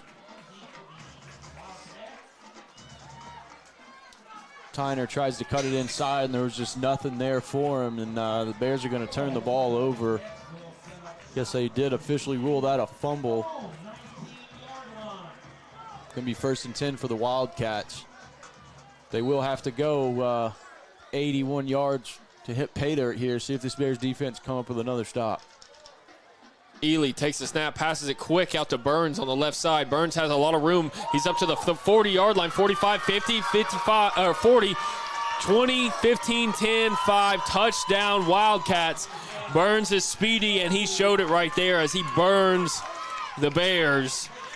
And that's going to be a touchdown for the Wildcats, brought to you by Dio Vanucci's Cornerstone Home Lending.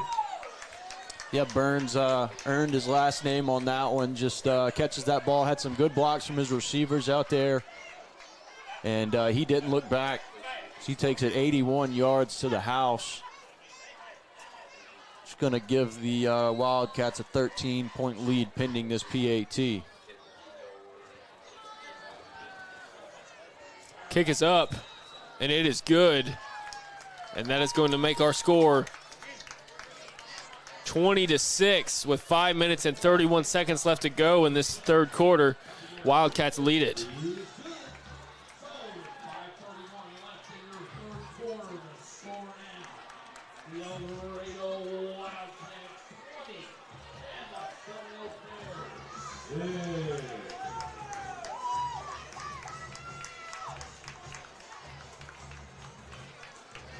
That's unfortunate. The Bears defense did a really good job to force the Wildcats offense off the field very early at the beginning of this second half. The Bears offense comes out, looks like they were stringing along a decent drive. Wildcats get a stop, and first play out, they go ahead and make the Bears pay. Yeah, the Bears, you're not out of this football game, certainly. You're down 14. That does, maybe seem insurmountable based on what we've seen from the offense so far this game. But, the offense has shown the ability to string together drives and put points on the board. Still plenty of time in this game with 5 minutes and 31 seconds left in the third quarter. That did definitely feel deflating for the Bears. Just got to get this kick return, maybe get some positive yardage. Get a little juice back in the sideline and put together a scoring drive offensively. And it's going to be an onside kick. And it's going to be touched by Colin Billings, who doesn't keep hold of it, and the Wildcats fall on it. And they are going to take over on offense once again. Yeah, that's tough right there. Good call right there from the El Dorado coaching staff. Surprise onside kick. Got a great bounce. It bounces right over the front line for the Bears. And, if you're Billings on that one, I think you got to just try and fall on that football. Looked like he was trying to catch it on the bounce and make a play.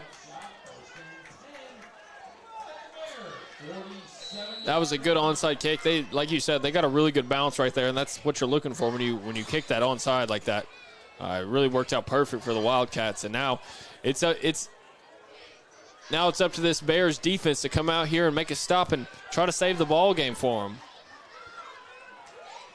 Ely takes the snap, hands it off to Burns. Burns is going to cut it out to the right side, gets around the corner, finally gets shoved out of bounds after about an 8-yard gain right there.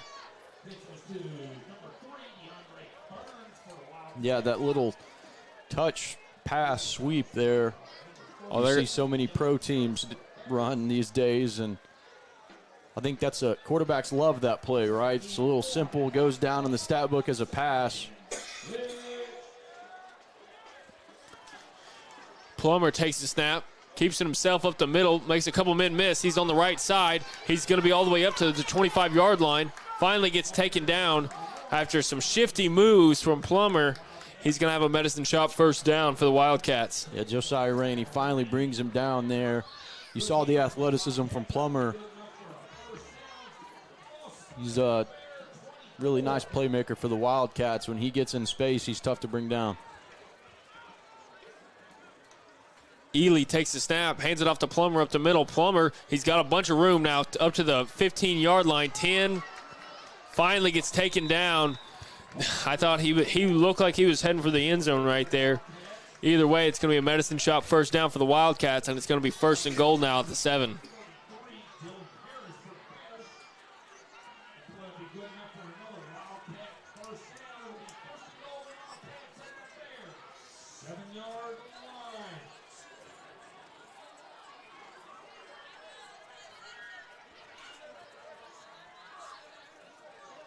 Looks like Plummer's going to take the direct snap here. Plummer takes the snap, keeps himself on the left side, directing his blocker, and he's going to be taken down behind the line of scrimmage for a loss of about 2. The Bears defense read it well right there. Yeah, nice play right here by Dylan Harris, blowing up the lead blocker. Just quarterback power left, and Dylan Harris does a good job blowing up this blocker. It was ultimately his own man that brings down Plummer in the backfield, just trips over his own feet. That was a good job. The Wildcats scored on that play earlier on in the night, so it was a good job of the Bears to read it and sniff it out. Ely takes the snap, looking to pass over the middle, passes away, and there's no one in the vicinity of that pass. Yeah, it looked like his receiver fell down, but I don't think it would have mattered. That one sailed well out of the back of the end zone. And now that's going to bring up a 3rd down for the Wildcats. Man, if you're the Bears, you feel like you got to force a field goal attempt on this one. Just cannot let them score on this play. If you want to stay in this ball game, you definitely need to force a field goal. They got Burns at the top of your screen singled out. Hand it off to Plummer on the left side. Plummer's going to be taken down behind the line of scrimmage.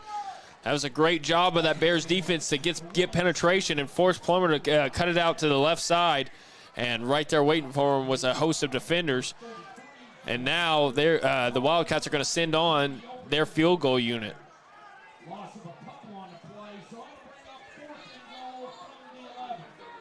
It's a good job by Pete Overton making that tackle right there on the edge. The kick is up, and it is good.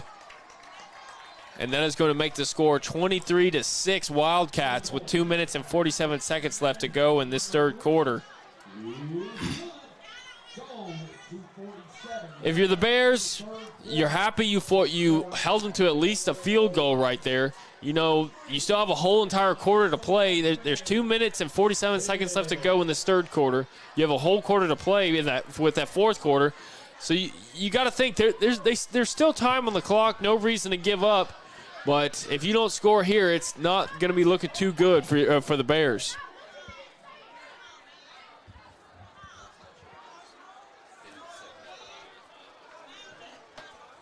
Yeah, the 17-point deficit. The Bears have got to get this football. You got to go get points, and you got to get it on this drive.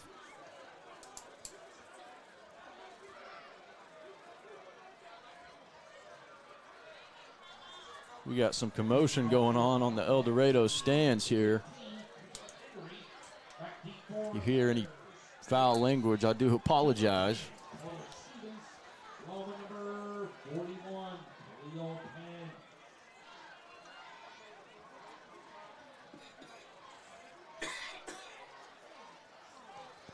Back to receive this kickoff is going to be Cleo Penn and Carlos Stevens. We've seen Cleo Penn make some noise in the special teams game, and I think it was the first game of the year. Let's see if he can't pull some magic out of his hat.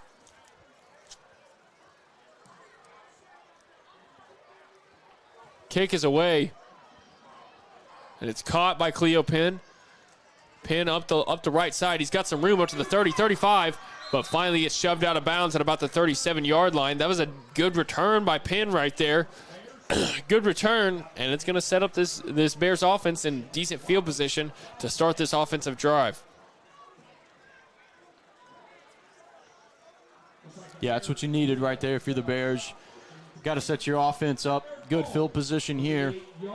2 minutes left in this quarter. 2 minutes, 40 seconds left in the third quarter. Down 17. Got to put something together here if you're the Bears on offense.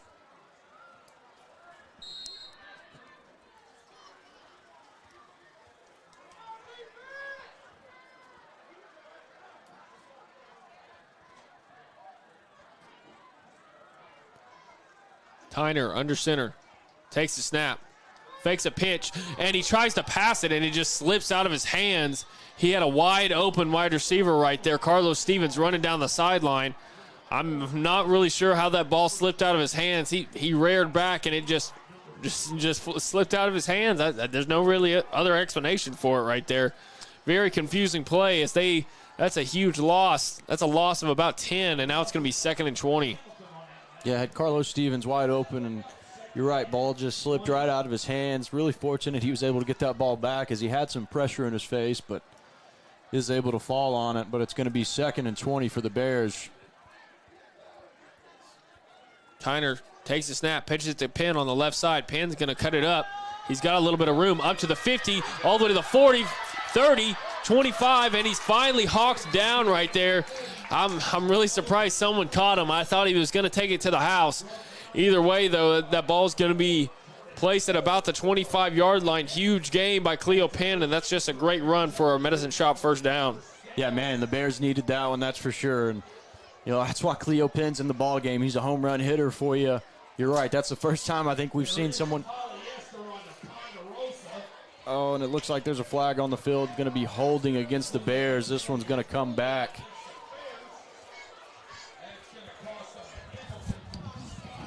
Man, that's a backbreaker if you're this Bears offense. Holding against the Bears, and that's a crushing blow for the Bears. They really needed some life, and Penn gave them something, and now, unfortunately, they're going to be right back where they started at a yard ahead of where they started. 2nd and 19 now. 2nd and 19. See what Chris Hill draws up for the offense. Tyner takes a snap, pitches it back to Penn. Once again, same play. This time they ran it to the short side of the field. There wasn't any room for him to run right there, and he gets pushed out of bounds after about a 4-yard gain.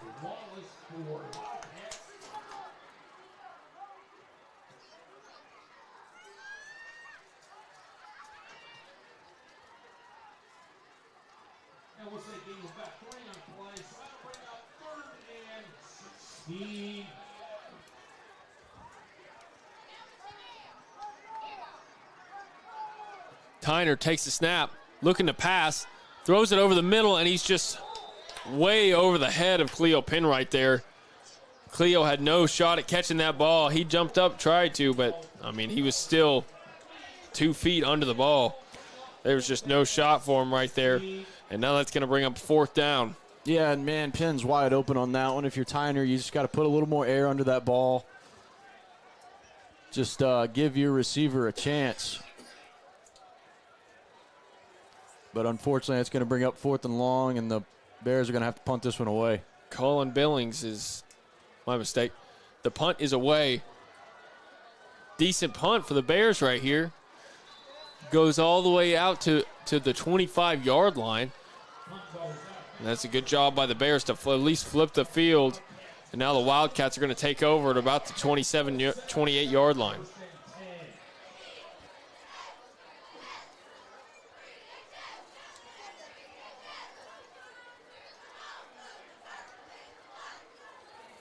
Check that. Looks like the spot will be at their own 28. Really appreciate you guys tuning into our broadcast tonight, both fan bases, the Wildcats and the Bears. We really appreciate it. If you wouldn't mind, if you're enjoying the broadcast, go ahead and hit a thumbs up and that subscribe button. We'd really appreciate it. Ely takes a snap, passes it out to the left side. Burns is going to make a man miss, gets all the way up to the 40-yard line before he gets pushed out of bounds. I believe that's going to be a Medicine shot first down for the Wildcats, and it is after that 15-yard gain from Burns. Yeah, man, Burns is an impressive football player. Anytime he's gotten space tonight, he's made a play. Bears have really had a tough time getting him on the ground. Just really got to do what you can to limit the space you give to him. Ely back to take the snap, and he does. Looking over the middle, and he throws it to Plummer, who's wide open, and nobody's going to catch him. Up to the 10-5 touchdown Wildcats. There was just nothing that was going to stop Plummer on that play as he turned on the Jets, and no one was going to stop him. That touchdown is brought to you by Theo Vanucci of Cornerstone Home Lending. Yeah, they've had a lot of receivers wide open down the middle here tonight.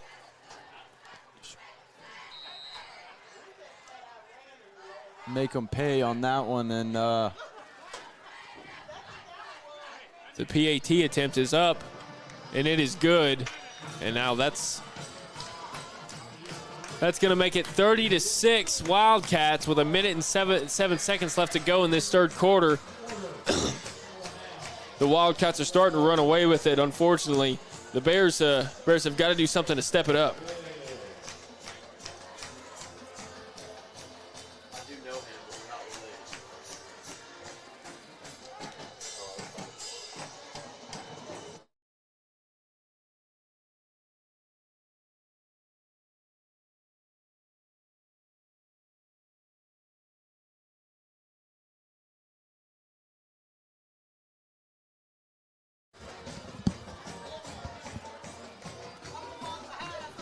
A minute and 7 seconds left to go in this third quarter. It is just not gone the Bears' way after halftime here.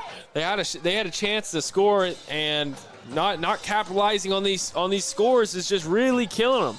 I think they've had the ball within the 30-yard line at least twice in this ball game and came away with no points. When you get in that red zone, you've just got to turn it into points.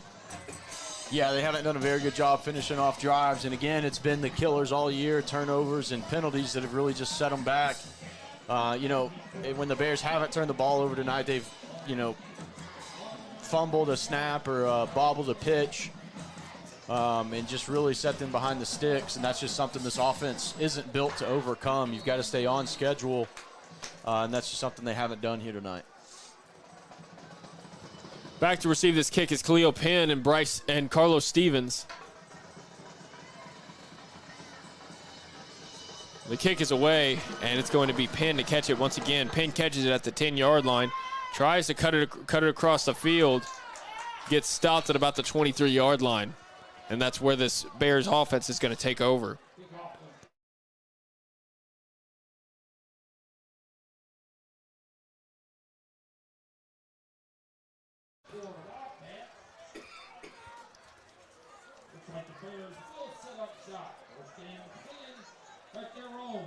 Minute left to go in this third quarter.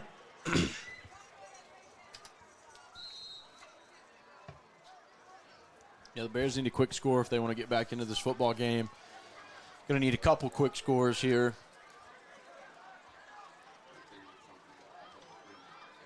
Tyner takes the snap, pitches it back to Penn on the left side. Penn is going to cut it up.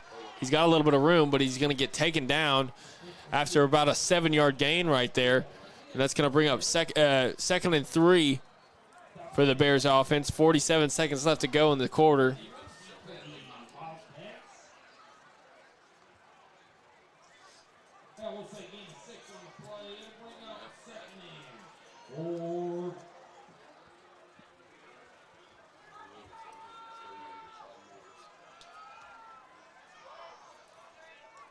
Tyner takes the snap, looking to pass, and the ball comes out. Ball still on the ground, and the Wildcats are going to fall on it after the fumble by Gavin Tyner.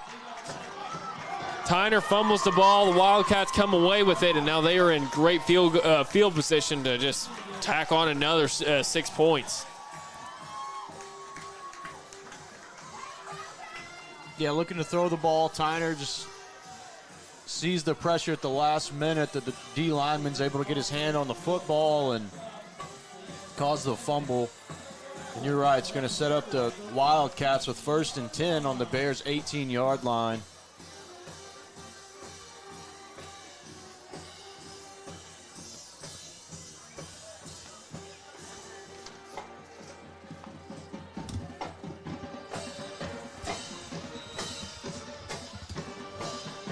The Wildcats offense is now out on the field, starting this possession at the 18-yard line. Ely takes the snap, hands it off to Plummer up the middle. Plummer's going to take it on the right side, get about 4 yards on that play, and that's going to bring up a 2nd and 6.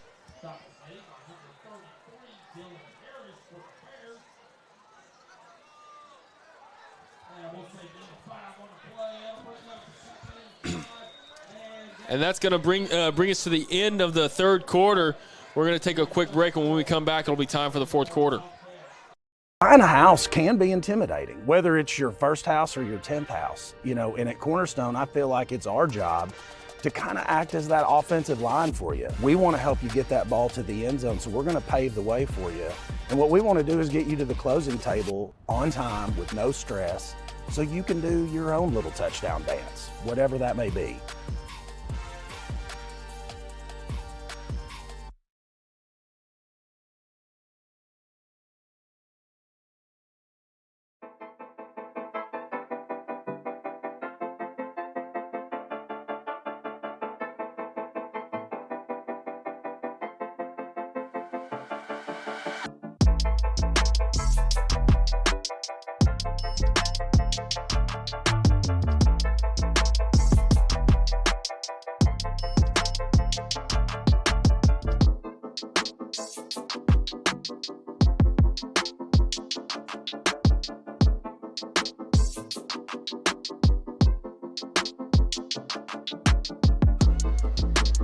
We are back, Bears fans, for the 4th quarter of play on the PCSSD Sports Network, brought to you by Natural State Sports. The score is 30-6 Wildcats at the start of this 4th quarter. Not the best night for the Bears, but maybe they can take this as a learning experience. They have 3 more games after this. They have 2 more games after this. So just try to get some more wins to finish out the season. Yeah, things really have unraveled here for the Bears in that 3rd quarter. Plummer passes it out left to Burns, who cuts it off and he runs right into the end zone. And that is going to be another touchdown for the Wildcats, brought to you by Dio Vanucci with Cornerstone Home Lending.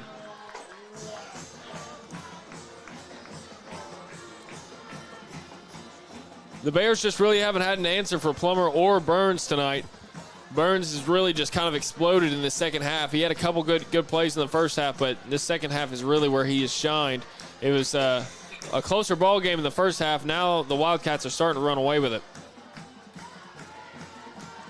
PAT is up, and it is good. And now the score is going to be 37-6 Wildcats with 11 minutes and 54 seconds left to go in this ball game.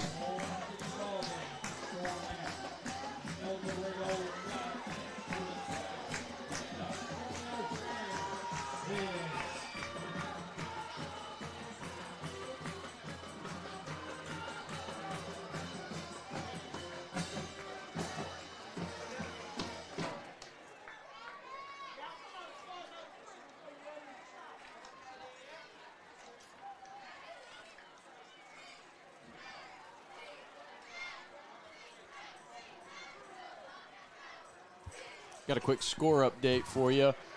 That Mills-Joe T. Robinson game. Robinson has tied the game up. It's 14-14 with 6 minutes to go in the 3rd quarter. Looks like Mills does have the football.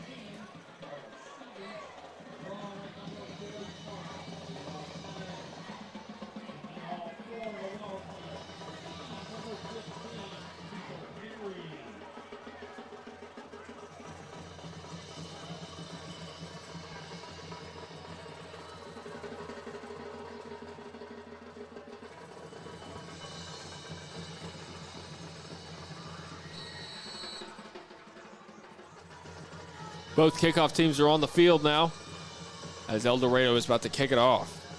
The kick is away, and they kick it to Cleo Penn. Once again, it's going to go. Cleo Penn is going to catch it before it goes out of bounds, though.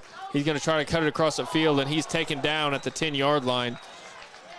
That was probably a poor decision by Cleo Penn to pick it up before it went out of bounds.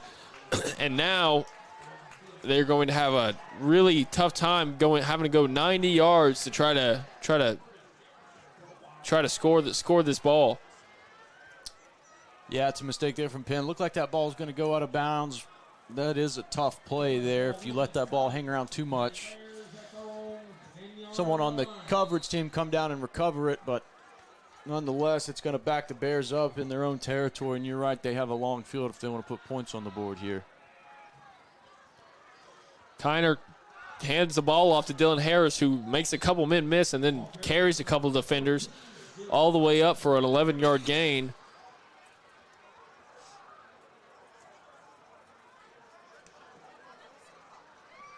My mistake, they're going to call it just a yard short of the first down marker. Now it's going to be 2nd and inches.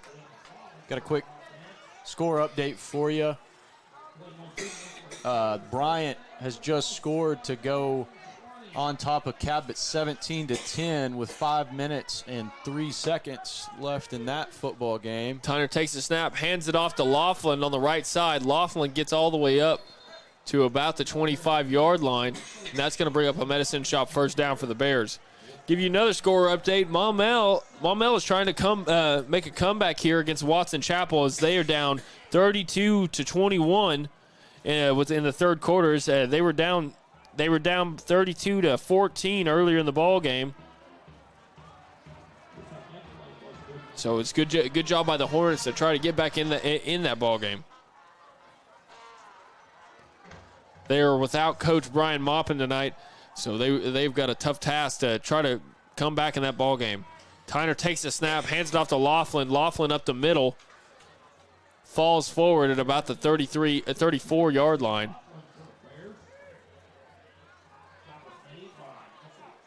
That's going to be a gain of about 7.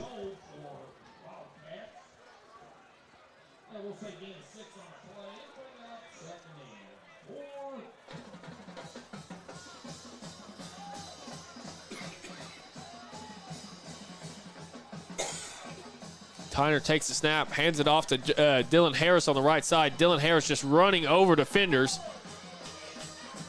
And they're going to say he stepped out of bounds at about the 30-yard line. He kept running like he didn't. Either way, it's going to be a Medicine Shop first down for the Bears. Yeah, another nice run there from Harris. You're right. It looks like he didn't think he stepped out of bounds, but they're going to mark him down at the 40-yard line. There's still another nice gain right there from Dylan Harris. Just a tough runner. Just refuses to go down.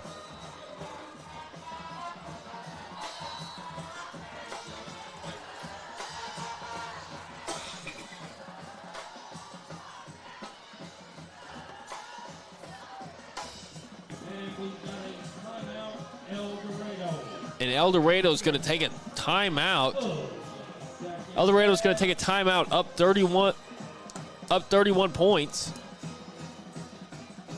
Yeah, not sure if the coaches get paid by the hour or not, but that's a strange timeout, up 31 in the fourth quarter for sure.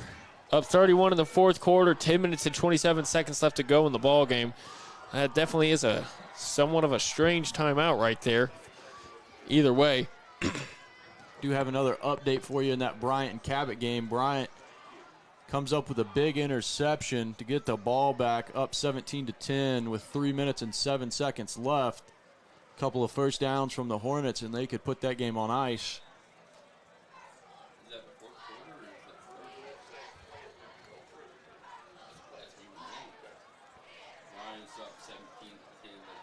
And the Bears offense is back out on the field to continue their drive. It's gonna be a first down for them.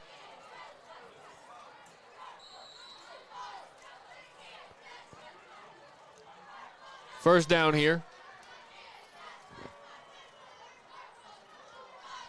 Tyner takes a snap, hands it off to Harris up the middle, who gets about 3 yards on that play, and that's going to bring up a 2nd and 7 now for the Bears. No, there's definitely a tight game going on over there with Joe T. Robinson and Mills. It's going to be, it looks like it's going to be an exciting finish for that in that matchup, and it's it's really going to put a stamp on what's going on in that 5A Central Division. Yeah, Mills and Joe T. Robinson just locked in a really good football game there. Mills is driving inside the Joe T. 20-yard line. Tyner takes the snap, hands it off to Harris, who cuts it around, making men miss. Finally gets taken down after about a 15-yard gain right there. And that's going to be a Medicine Shop first down for the Bears.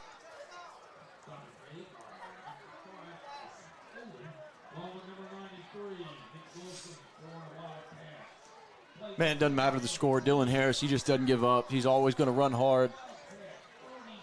Always going to finish runs. Just got to love his heart.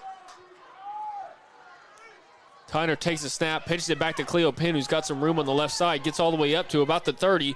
Still not going down. Finally gets taken down after a good 13-yard gain right there. And now it's going to be a Medicine Shop first down for the Bears with 9 minutes and 18 seconds left to go in this ball game. No, like you were saying about Dylan Harris, he is a senior, and he's just not gonna give up. Unfortunately, the outcome of this ball game isn't going to go his way tonight, but he's definitely a guy that won't give up on a play no matter the score. Hands it off to Dylan Harris up the middle. Dylan Harris carrying defenders. Finally gets taken down after a 3-yard gain right there, and it's going to bring up 2nd and 7.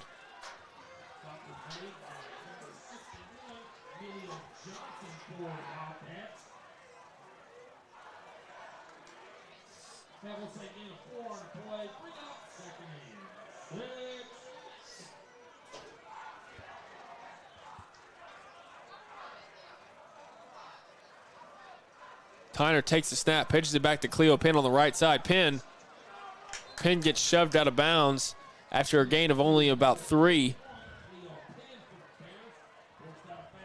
And now it's going to be 3rd and 3 with 8 minutes and 27 seconds left to go in this ball game. Got another score update for you from our game to watch tonight as Bryant scores another touchdown to take the lead 24-10 with 1:59 left in that ball game. Looks like the Hornets are going to go on to win that game and remain undefeated on the season. Continue that in-state winning streak and stay the top dog in the state of Arkansas in Class 7A. Hands it off to Dylan Harris, who carries a couple of defenders for about 5 yards right there, and that's going to be a Medicine Shop first down for the Bears.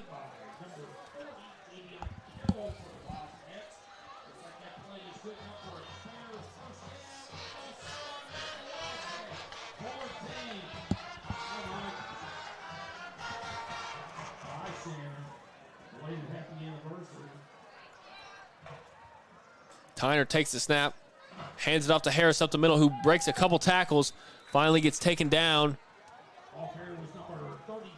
Gets taken down after about a 3-yard gain right there. Ball's going to be at the 10-yard line.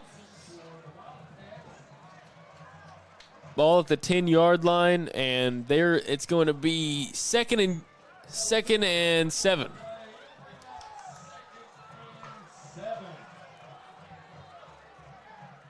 Tyner takes the snap, pitches it back to Cleo Penn, who cuts it all the way on the right side. Tries to cut it upfield. Finally gets shoved out of bounds after gaining about 5 yards on that play. Yeah, I think Joseph Thompson's going to get away with a little bit of a hold on this one, but nonetheless, it's going to be a pretty nice gain for Cleo Penn on the edge. Going to bring up 3rd and short for the Bears. See if they can pick this one up, keep this drive alive.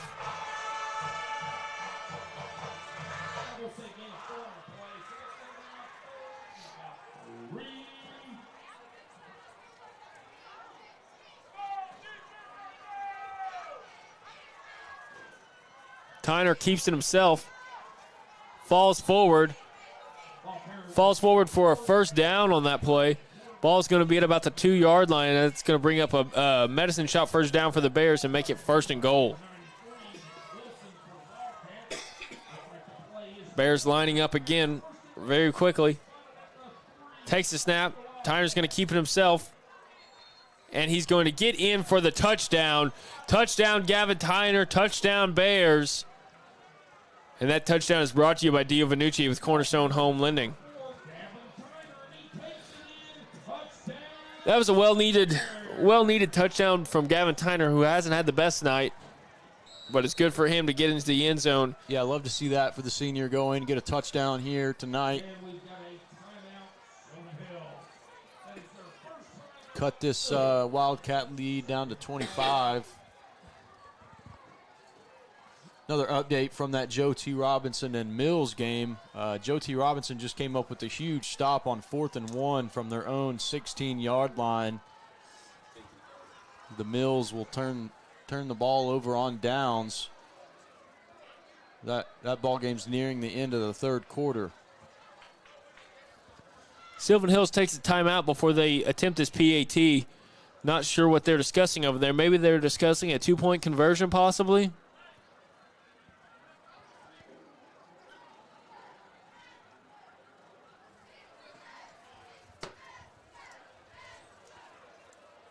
Either way, I really appreciate you guys tuning into our broadcast tonight. If you're enjoying the broadcast, please go ahead and hit that thumbs up and subscribe button. We'd really appreciate it.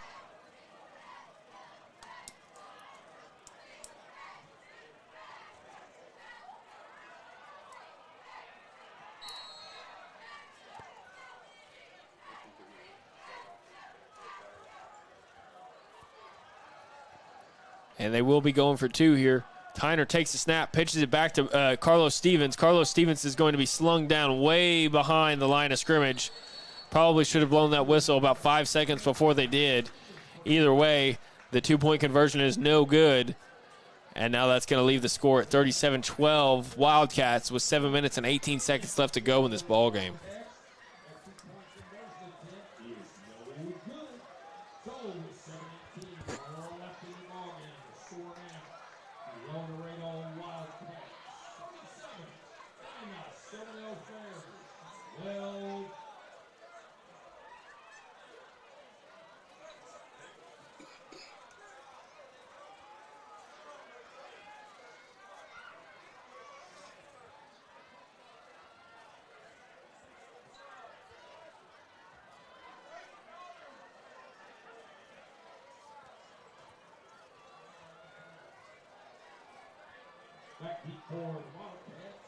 Both kickoff teams are going to take the field now.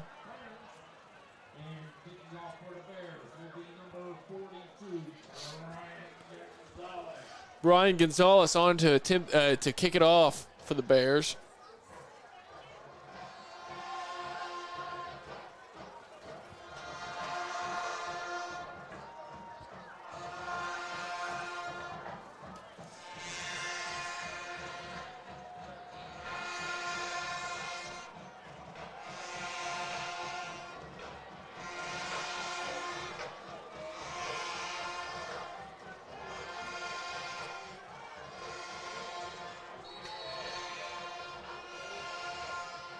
There's a squib kick. I heard a whistle. I believe I heard a whistle. Yeah, I heard a whistle blow as well, right in the middle of the play. Both coaches upset about it.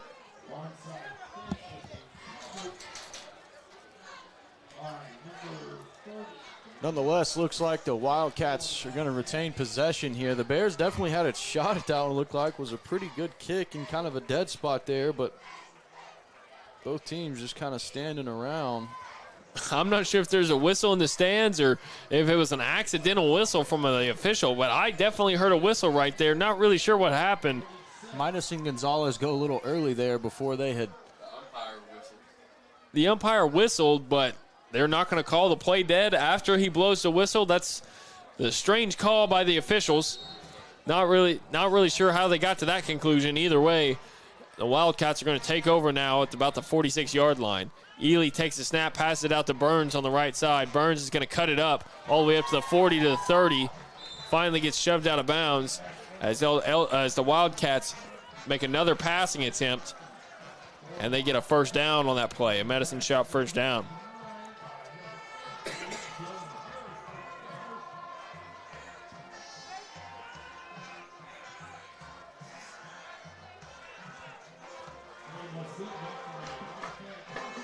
The Wildcats have a long drive home tonight.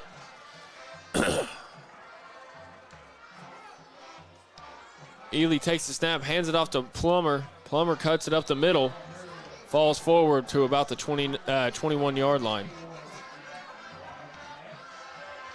Wildcats have a long drive home tonight, and they are going to be getting back pretty late tonight. Yeah, long drive back to El Dorado, but, you know, looking like they're going to win this football game and win it big, so that ought to be a pretty sweet drive home for the Wildcats.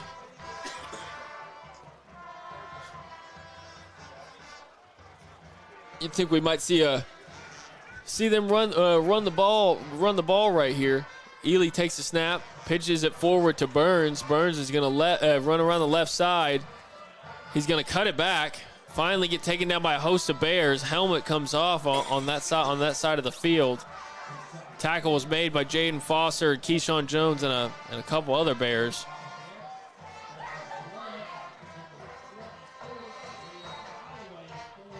And now it's going to be an injury timeout, as I believe it's Burns still on the ground. Yeah, you got to hope Burns is okay right there. Wildcat sidelines upset there wasn't a flag called, but I didn't see a face mask or anything like that. Looks like it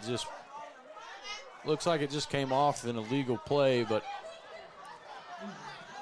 looks like Burns is going to be all right. Looks like the injured player. I'm not sure who the injury was for. Maybe it was for Burns, but he comes jogging off the field. Coach still giving the referee an earful on that one. Not really sure why. I didn't really see a flag right there. He was still when you're standing up and the whistle hasn't blown. I mean, that's a free, clean hit right there. The helmet came off, I think by accident. Well, it wasn't by force or by a hand or anything. So that's a clean play all the way. Not really sure what all the what that was all about. Either way. Yeah, I mean, you can't really fault the coach for wanting to protect his guys on that one. Just anytime a helmet comes off, kind of a scary play, but no harm, no foul. I think everybody's going to walk away okay from that one.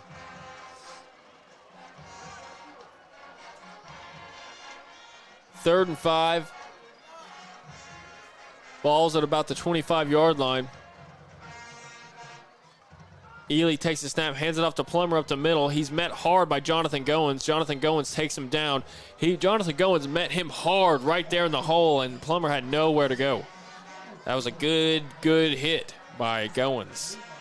Yeah, we haven't called Goins' name too many times tonight after the big game last week against Catholic. The Wildcats have done a nice job just really running away from him and neutralizing him here in this football game.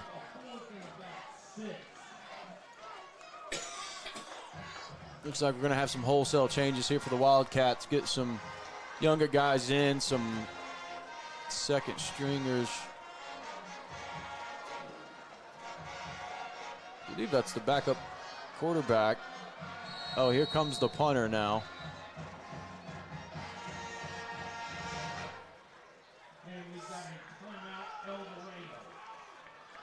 Going to be a timeout El Dorado, as I think there was a little bit of confusion. I think they were going to try to attempt a field goal, but there was some confusion for some reason. Either way, timeout Wildcats as they discuss it and make sure they get the right unit out there onto the field. Yeah, the kicker wasn't ready to come onto the field there. Head coach for El Dorado was upset he didn't have the line judge there to call a timeout, but someone's got to watch the field goal to go through the uprights.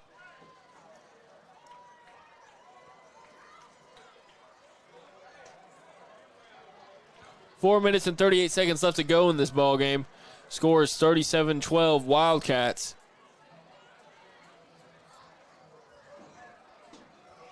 And the Wildcats are about to come onto the field and attempt a field goal.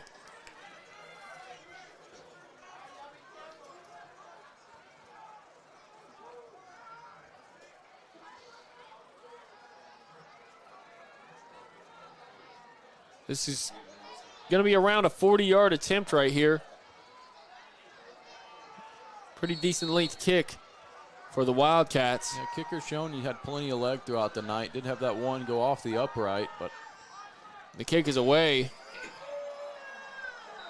It had the leg, but it went left of the post, and so it is going to be no good. And now that is going to let the Bears offense come back out on the field and take over.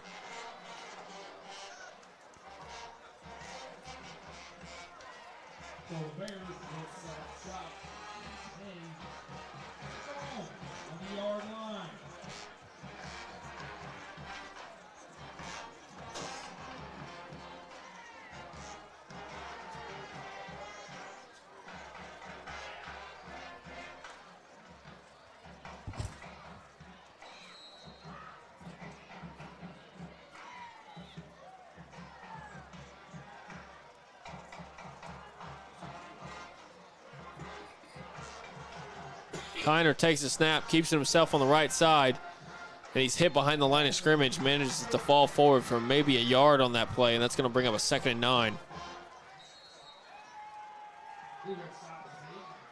Seems the Wildcat player is cramping up out there on the field, and you might expect that. You know, it's still not that cool. You know, you got to stay very well hydrated when you're playing a long game like this.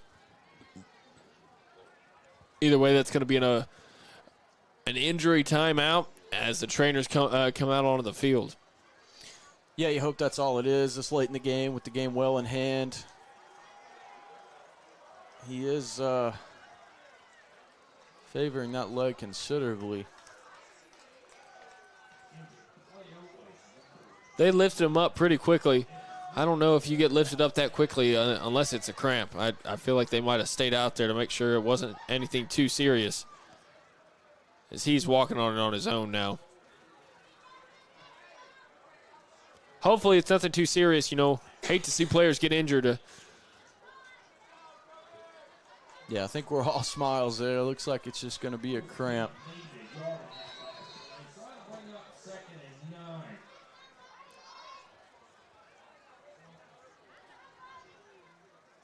Tyner's going to take the snap, hand it off up the middle to Laughlin. Laughlin's going to break a couple tackles. Gets out to close to the 30-yard line. It's going to be a gain of about 8 on that play, and that's going to bring up a 3rd and 1.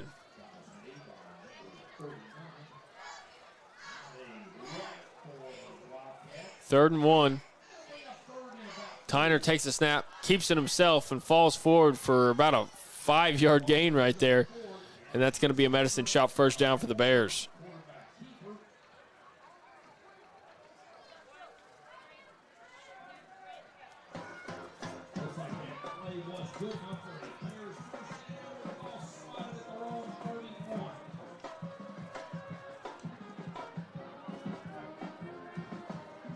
Tyner under center. Takes the snap. Looking to pass down the sideline. Passes it over to Scales, who drops the pass. He had his hands on it. It was good coverage by the Wildcats, though. Really was all up in the face of Scales, and he couldn't hold on to it. And now it's going to bring up a 2nd and 10. Yeah, Scales had to kind of do that center field turn on that ball there, and it just falls through his hands. A pretty decent throw from Tyner. Scales just couldn't bring that one in. Pretty well covered by the Wildcat defense.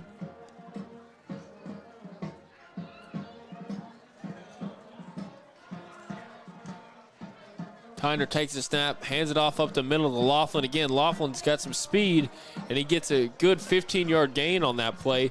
Gets it all the way up to the 46-yard line, and that's going to be another Medicine Shop first down for the Bears.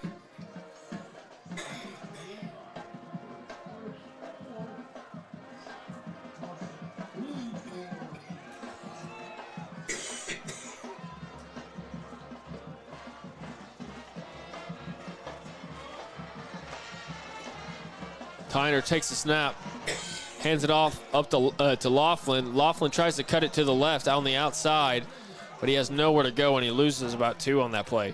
Going to give you a score update. The Maumelle Hornets are now only down by 3 against Watson Chapel with 11 minutes and 54 seconds left to go in that 4th quarter. They are really making a good comeback right here. That's turning into a very good ball game.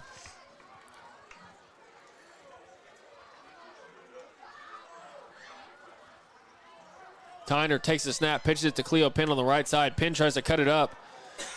Goes in between a few defenders. Finally gets taken down after a 3-yard gain on that play. And that's going to bring up a 3rd and 11.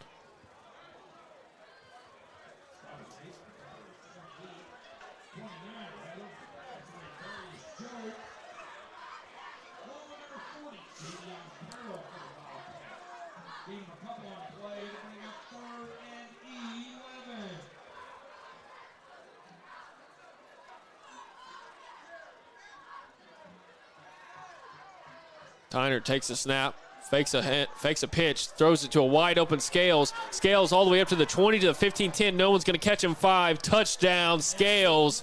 That was a good pitch and catch from Gavin Tyner and Scales. About time one of those hits, as finally one of those hits, and it's going to be a touchdown for the Bears. That touchdown is brought to you by Dio Vanucci at Cornerstone Home Lending. It's wide open down that sideline. Tyner puts it right on the numbers. Nice pitch and catch right there from the Bears. I'm afraid it's going to be too little too late for Sylvan Hills tonight.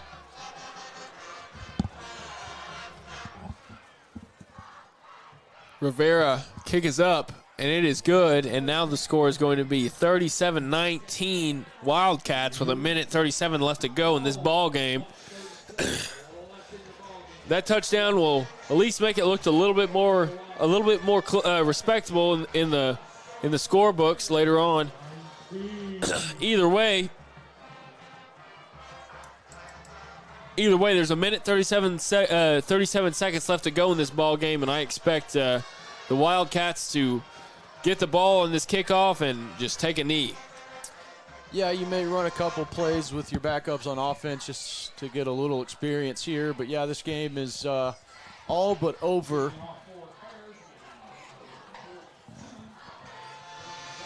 And we hope you guys stick around for our postgame show.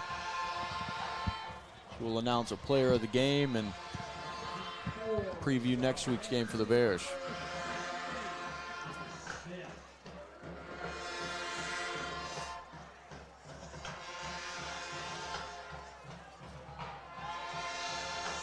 The Wildcats are going to send out their hands team for this one.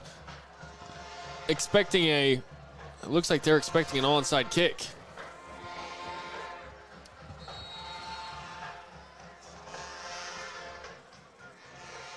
Gonzalez kicks it away, and it's deep, and it goes into the end zone for a touchback. And the Wildcats are going to take over at the 20-yard line.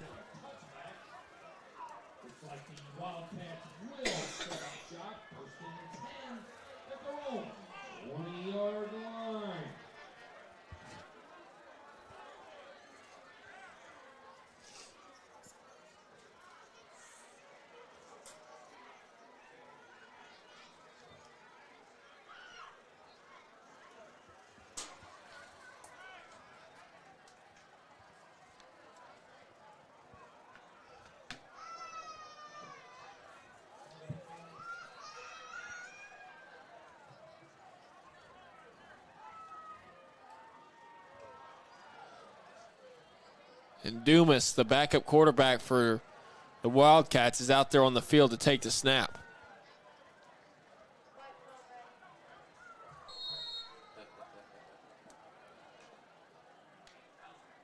Dumas takes the snap, passes it to the left side, and he's going to try to cut it upfield and gets taken down after about an 8-yard gain right there.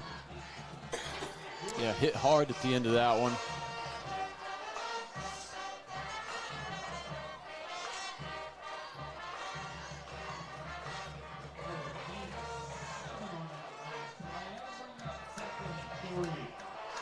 Wildcats will come out in victory formation here. Gonna kneel this one out. Well, we'll have to snap it one more time, but that will be it for our ball game tonight.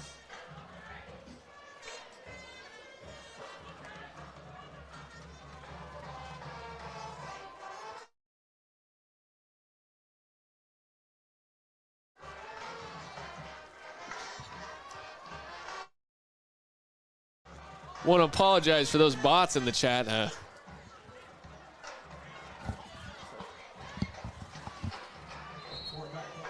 And that is a knee. And that is going to be the end of the ball game as the clock is going to run down. Yeah, tough one here for the Bears tonight. They were in this football game coming out in the second half and just really unraveled for them there in the third quarter. Couldn't get anything going offensively, and they had no answer for the speed of the Wildcat offense. It's unfortunate for the Bears to get that loss. Either way, that's going to be the end of our ball game. Stay tuned for our post-game show when we will announce the player of the game.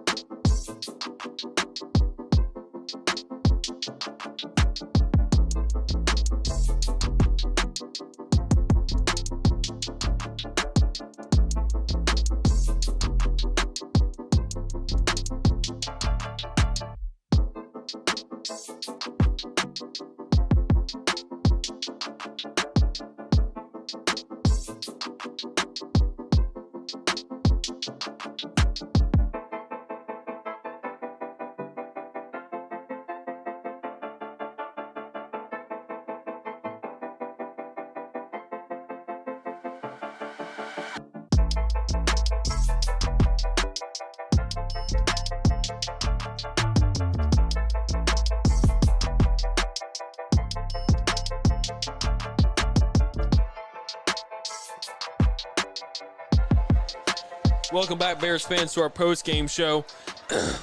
Let's go ahead and give you some updates on our PCSSD scores going on around the state.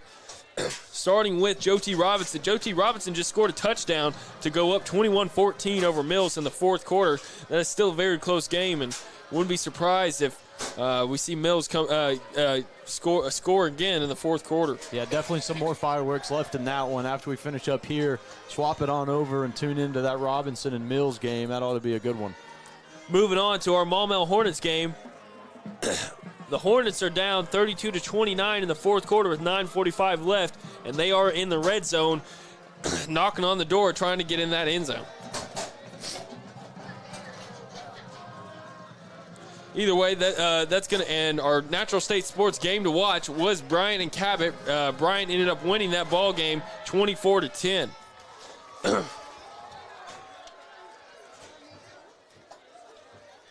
Want to go ahead and recognize our whole crew tonight. starting with my partner Dylan Harris. Really appreciate him coming out. Starting with my partner Dylan Davis. Really appreciate him coming out in the ball game. Bringing you all the action from up top of the press box is Valerie Haley, and on your field cam tonight is Patrick Haley, and on production was Will Watkins. Let's go ahead and name our player of the game. Our player of the game is going to be Steven Scales, who had a great touchdown catch, about an 80-yard touchdown catch there in that fourth quarter. That was a big catch, good pitch and catch from Tyner to Scales. That was just a good job for him to hang on to the ball and get it into the end zone.